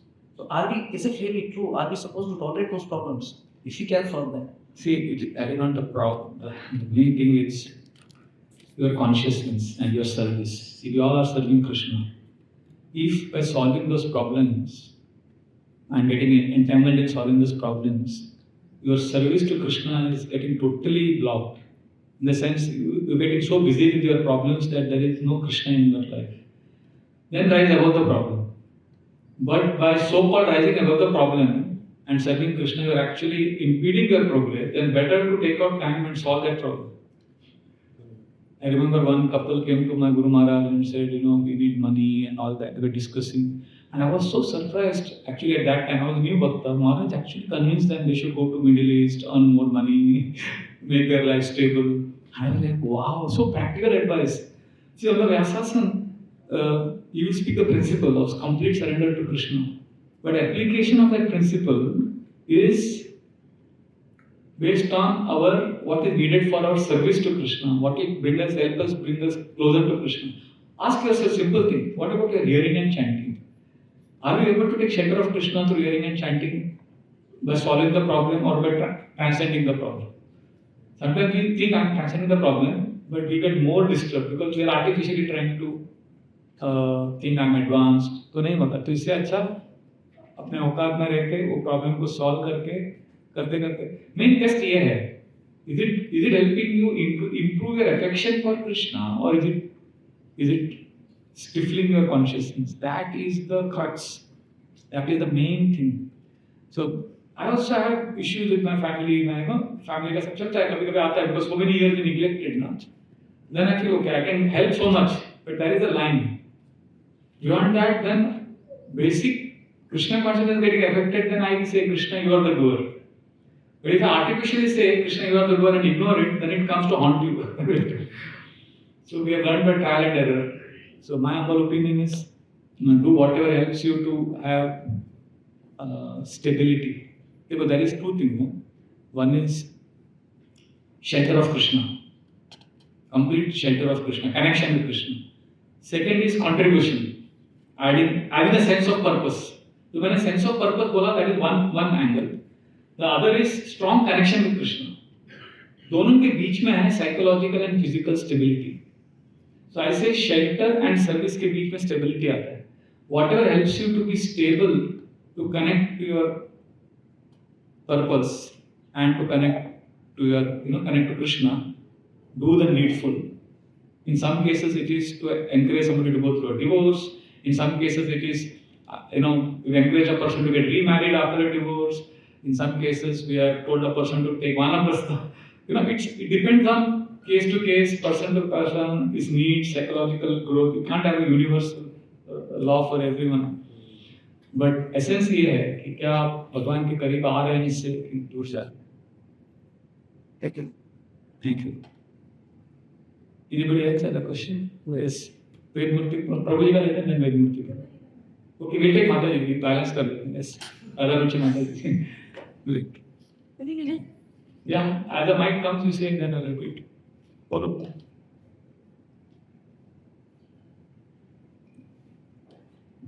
Hare Krishna. Prabhuji, today's session, when we were discussing about how to overcome that, so one of the things is remorse.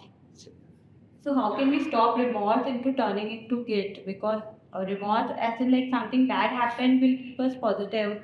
But if we go into the guilt cycle, it becomes a vicious cycle and we don't come out of it. There is a difference between guilt and shame. Guilt is very good actually, because I have done something bad. So that guilt is good because it will help us avoid that mistake.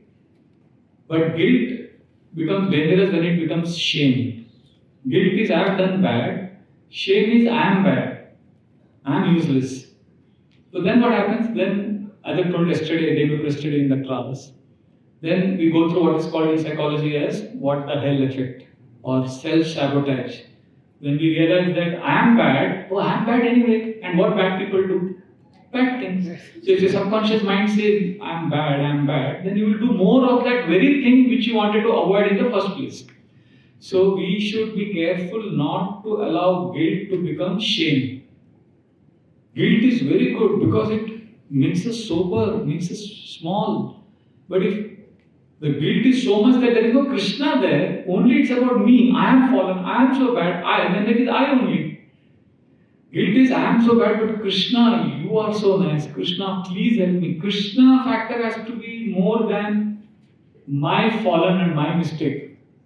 Then that crying, that remorse is healthy. I'm glad you asked this question. Otherwise, a wrong message goes. Remorse is healthy if there is Krishna there. If there is no Krishna there, then the remorse is simply adding to the subconscious mind about your inadequacy and inviting you to do the same activity again and again, which in the first place caused you guilt. And then we have double guilt because we abandon the purpose then we have guilt of going away from the goal, then we have guilt of abandoning the goal.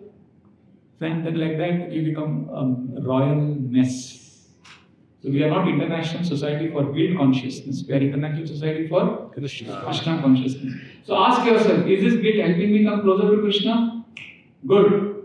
Very healthy to be guilty. But I know some people who feel very guilty, but they feel so guilty that they don't give up Krishna consciousness. So I tell them, "Arey guilt chodo, throw football khelo, chalega." No.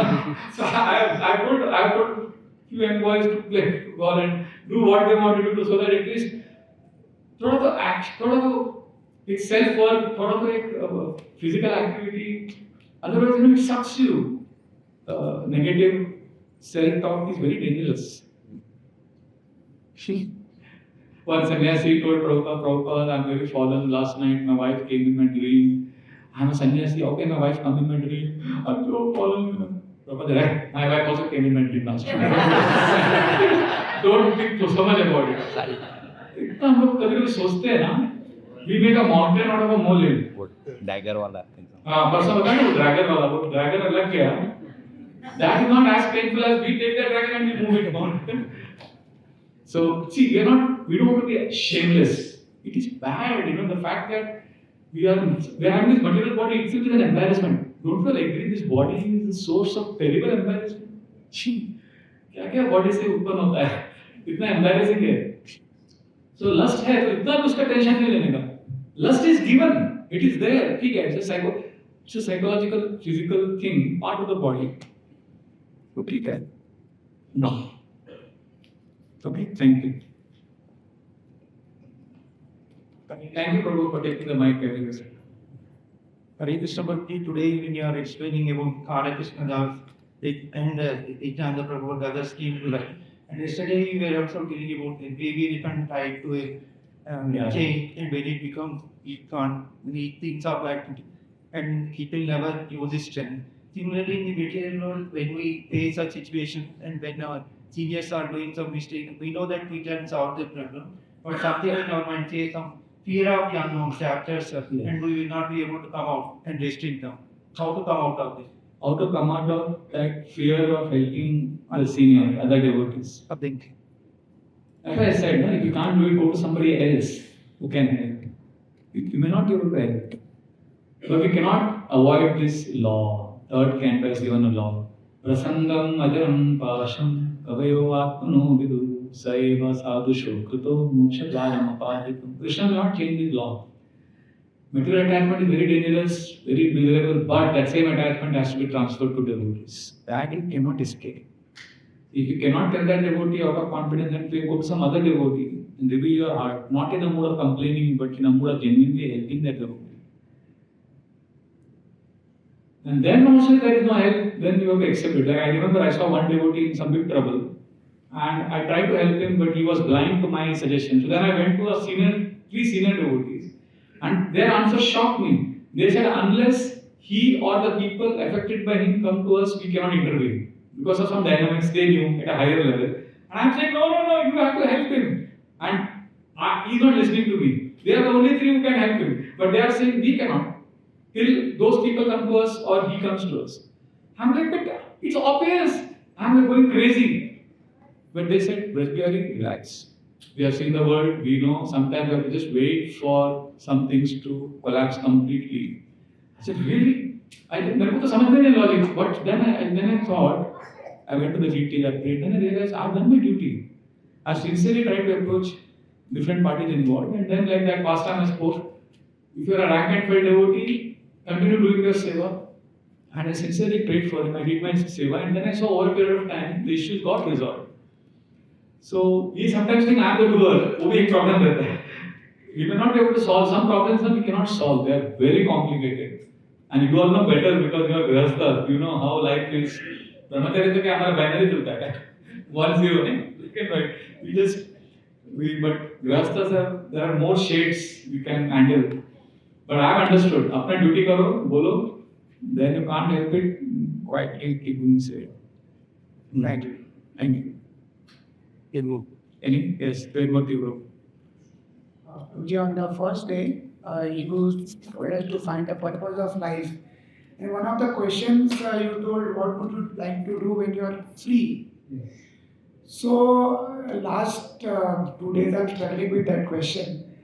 I could not write anything which is Krishna consciousness, in connection to Krishna consciousness. So, I feel I have a lot of other things to better do with respect to my life also. But that is not perfect. And yesterday also you said everything is temporary. You have to move forward. So unless I answer that question, I'm not in a consciousness to grow in my Krishna consciousness. So I need help from you. That question was deliberately intended to be provocative. I'm glad it did the effect. Because if you remember, I said in the beginning of that class itself that I'm not here going to be on a preaching mode what you should be doing. I'm here addressing what is, not what should be.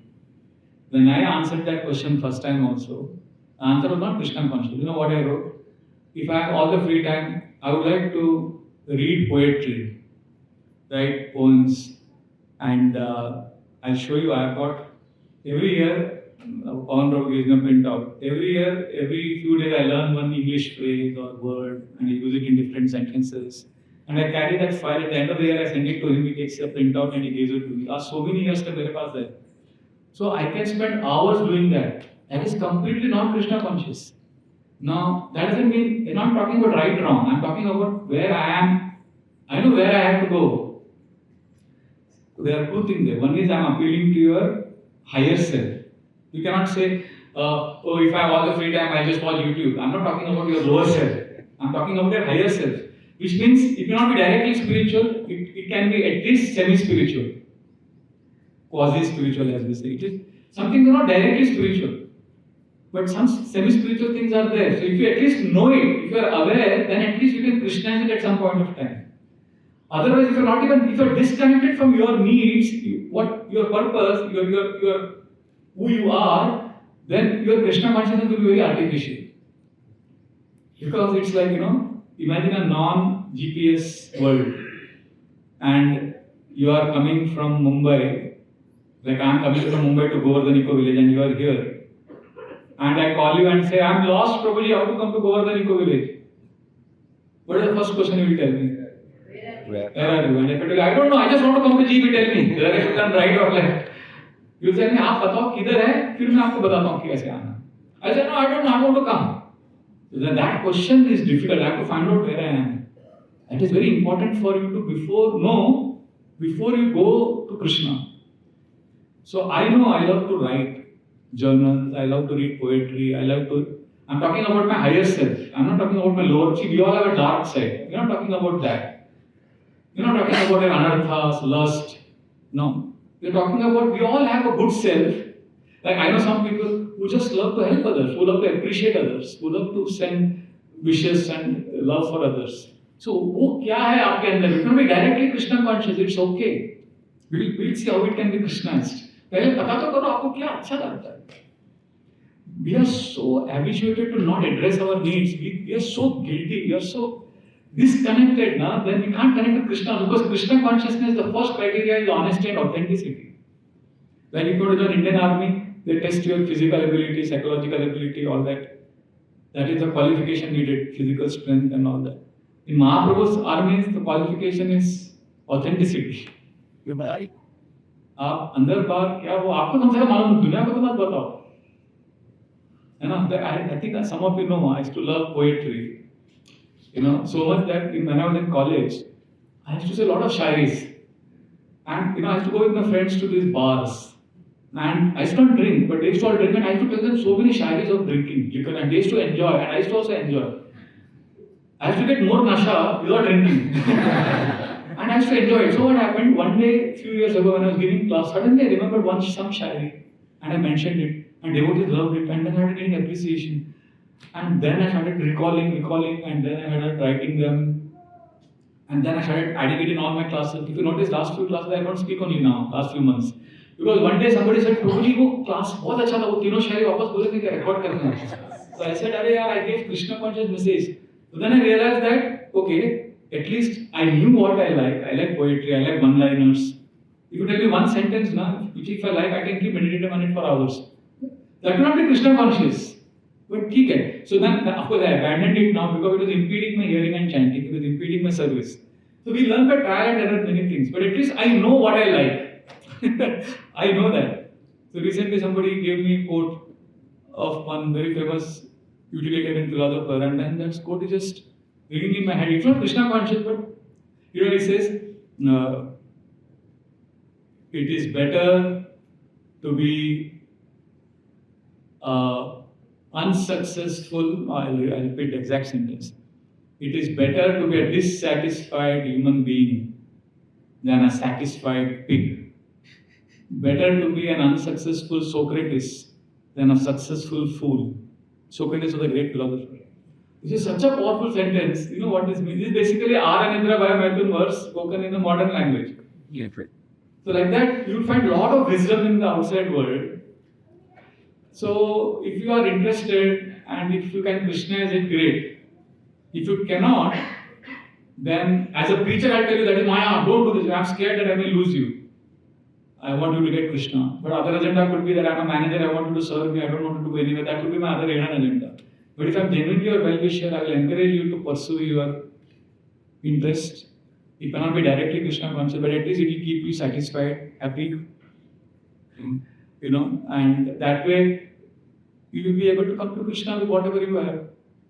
नहीं तो वो अगले life वापस जन्म लेना पड़ेगा. वो Dzire को आपने उसको स्पिरिचुअलाइज नहीं किया, वो आपको हॉन्ट करेगा. तो better to because Krishna can Krishna is it. इधर से let's go to it. What? To the But you have to say. Same question. Okay. Hang up. Yes, Vijay Prabhu, and then we'll end. Last question. Anybody else has question? After Vijay Prabhu, no, we'll end. Thank you. Prabhuji, how to understand these two cases, one of Karl Krishna Das and one of Chota Das? Karl Krishna Das eventually got the mercy of the Lord, but Chaitanya Mahaprabhu was very strict on Chota Das. But he also got mercy. He was singing for Lord Chaitanya Mahaprabhu, and Mahaprabhu was very pleased to hear his kirtan. But yes, Chota Das was a renunciant. Karl Krishna Das was not specifically mentioned that he was a sannyasi or a brahmachari. So the standards are different sometimes. Mahaprabhu wanted to establish through Chota Das the standards of renounced order, very strict, so that he had to establish. But he also has to teach compassion. See, our philosophy is very simple. See, Mahaprabhu's pastimes are, you have to take it in that particular context. Don't try to map them. In that pastime, Mahaprabhu is teaching strict standards. In this pastime, Mahaprabhu is teaching compassion. See, I'll tell you what I learned. I learned from my Guru Maharaj, from Bhaktivedanta Thakur, from Srila Prabhupada. Be strict with yourself, be compassionate with others. Lenient with others, but strict with oneself.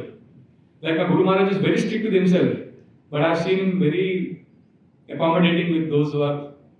Like Bhaktivedanta Thakur, amazing example. This is you should know this example. There is a 4-year-old boy, one day he ate a mango, and he didn't offer it to Krishna. He just 4-year-old boy just ate a mango. So his father Bhaktivedanta Thakur admonished him mildly, "Beta, you should not eat mango like that. You should offer it to Krishna. We should not enjoy it. We are servants. We should eat only prasad." He got so affected that I am trying to enjoy. I should take only prasad. This is Krishna's property. I am a bhogi. So he took a vow at the age of 4 that I will never eat mangoes for the rest of my life. And he maintained that vow. Whenever anybody would come with mangoes, there was a big sannyasi also, he would say, "I am a aparadhi, I am an offender. I have enjoyed Krishna's property." Can you imagine how strict he is with himself? But when he came to Chennai, Madras at that time, for inauguration of the temple, he saw that one brahmachari whom he knew very well, disciple, is not there in the temple. He said, "Where is he?" Now that brahmachari unfortunately had some inappropriate behavior with one woman few days ago, so the temple had removed him. And he was repentant. It was a small mistake, whatever happened anyway, I don't know the details. So Bhaktivedanta Thakur said, "No, but Did he beg forgiveness? So the devotee said, yes, Bhaktivedanta Thakur Prabhupada. He said sorry and he wanted to repent, but we removed him because it is not right. Bhaktivedanta Thakur said, I will not inaugurate this temple till you get him back. They said, but how will you find him? He has left. So they went searching for him everywhere. They did not find him at all. And Bhaktivedanta Thakur said, I am not inaugurating this temple. I am not doing this program till you get him back. Because he is sincere. We should give him another chance. So then this one devotee remembered, oh, he used to make watches, watch repair karta tha acha. So they find out where there were watch repair shops nearby. So they did all. So then they found in one watch repair shop. This brahmachari, ex-brahmachari was there. Then they caught him. They brought him to Bhaktivedanta Thakur. Bhaktivedanta Thakur accepted him and took him back. And that brahmachari, then the temple inauguration happened. And that brahmachari went on to become one of the legendary sannyasis in Gavirma. But he went to that. So he was very, very accommodating with him, but very strict with oneself. So Mahaprabhu taught, so you have to take pastimes according to the lesson that he teaches in that particular context and apply. But in general, I personally think we should be very kind and accommodating with others. We should not play the role of Chaitanya Mahaprabhu when we are dealing with devotees. We should be playing the role of Nityananda, Jagadananda, Mukunda and Damodar. Thankful. But with ourselves, we should be extremely strict. Is that okay? We'll stop here. So one last thing I'll say, Bhaktivedanta Bhaswan Maharaj, one lecture I was hearing about dealing with anarthas, and specifically he mentions about lust. He says, intelligence, if it is connected to Krishna's intelligence, then our intelligence will help us overcome lust.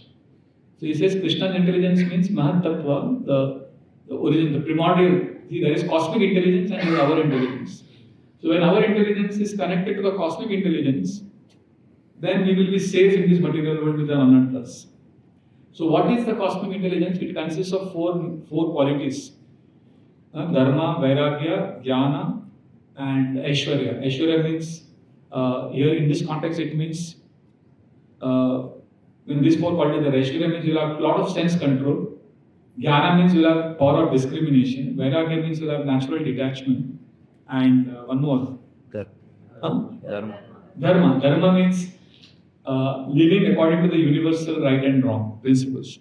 So he says, so the scriptures explain, Mahabharata explains that the cosmic intelligence has these four qualities: Dharma, Jnana, Vairagya and Aishwarya. So when our intelligence develops these four qualities, that means our intelligence is getting connected to cosmic intelligence. Then even with lust, we will not be affected.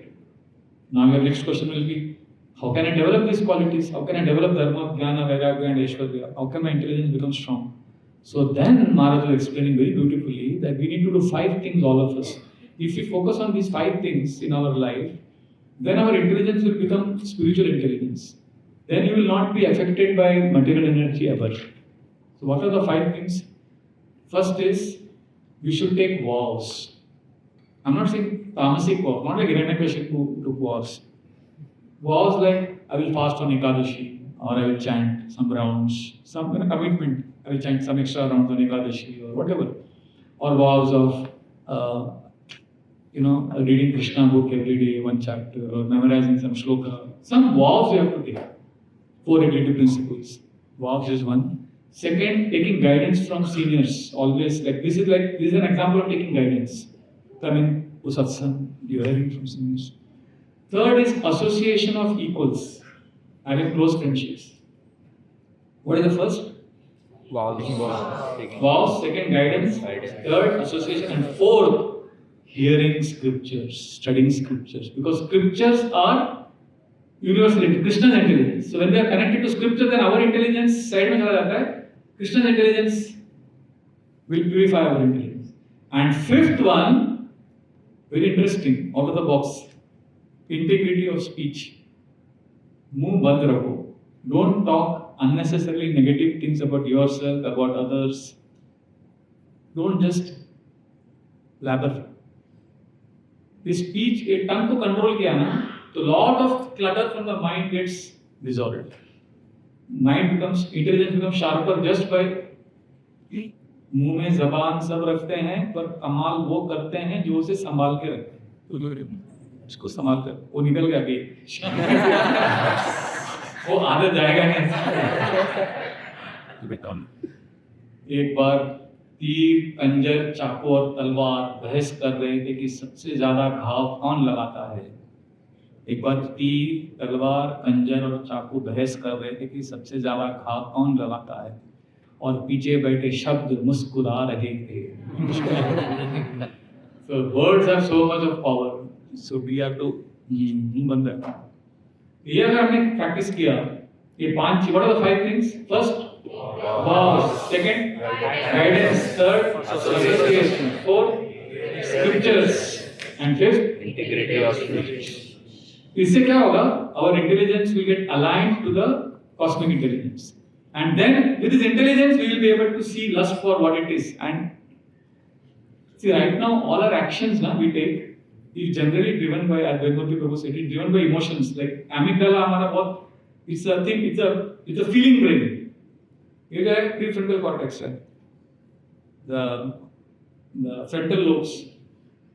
Actually जब data आता है ना, कुछ हम देखते हैं, कुछ होता है, it first goes to the वो जो सेंट्रल प्रोसेसिंग सिस्टम है, थैलेमस उधर जाता है।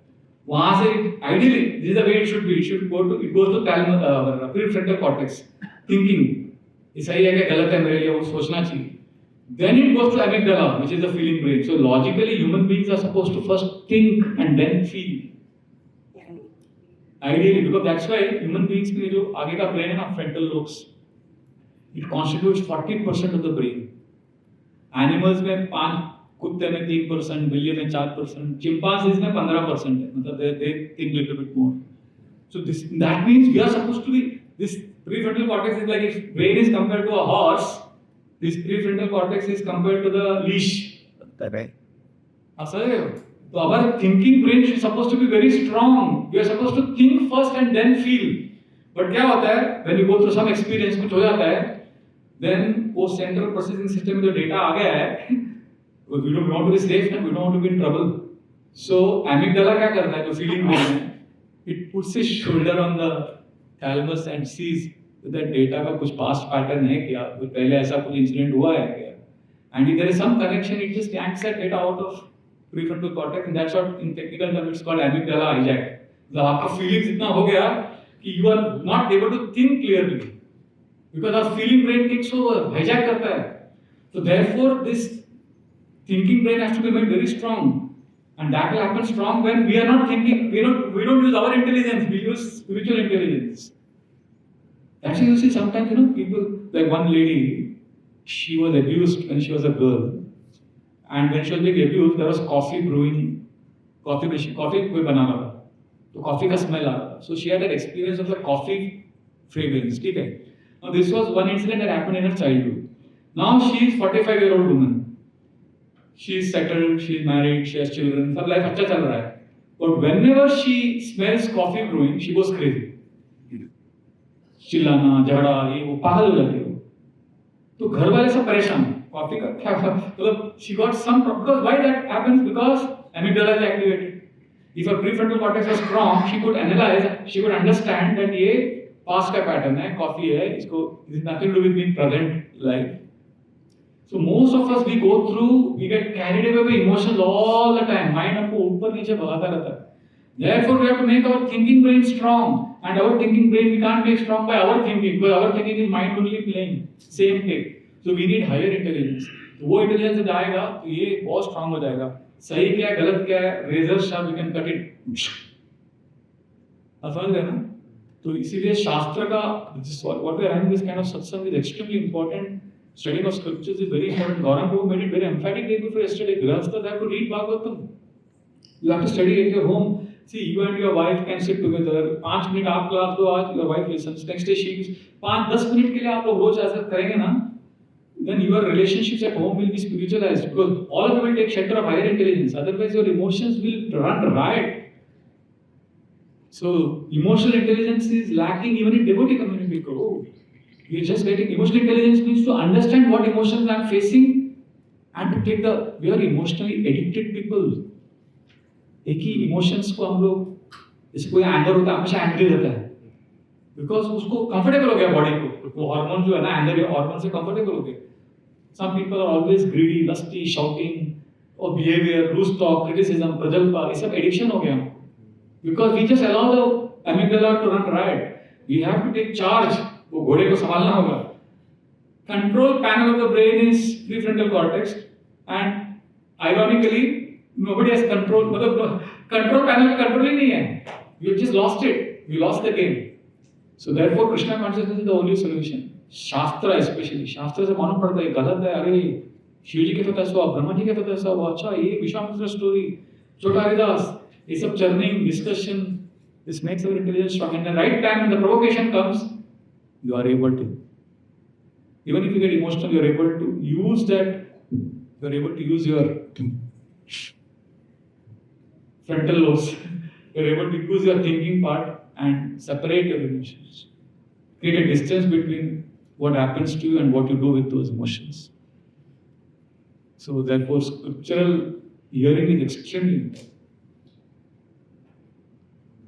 ये जो है इसका सोल्यूशन कांट का डायरेक्ट आंसर टोटालिदास वर्सेस काला कृष्णदास.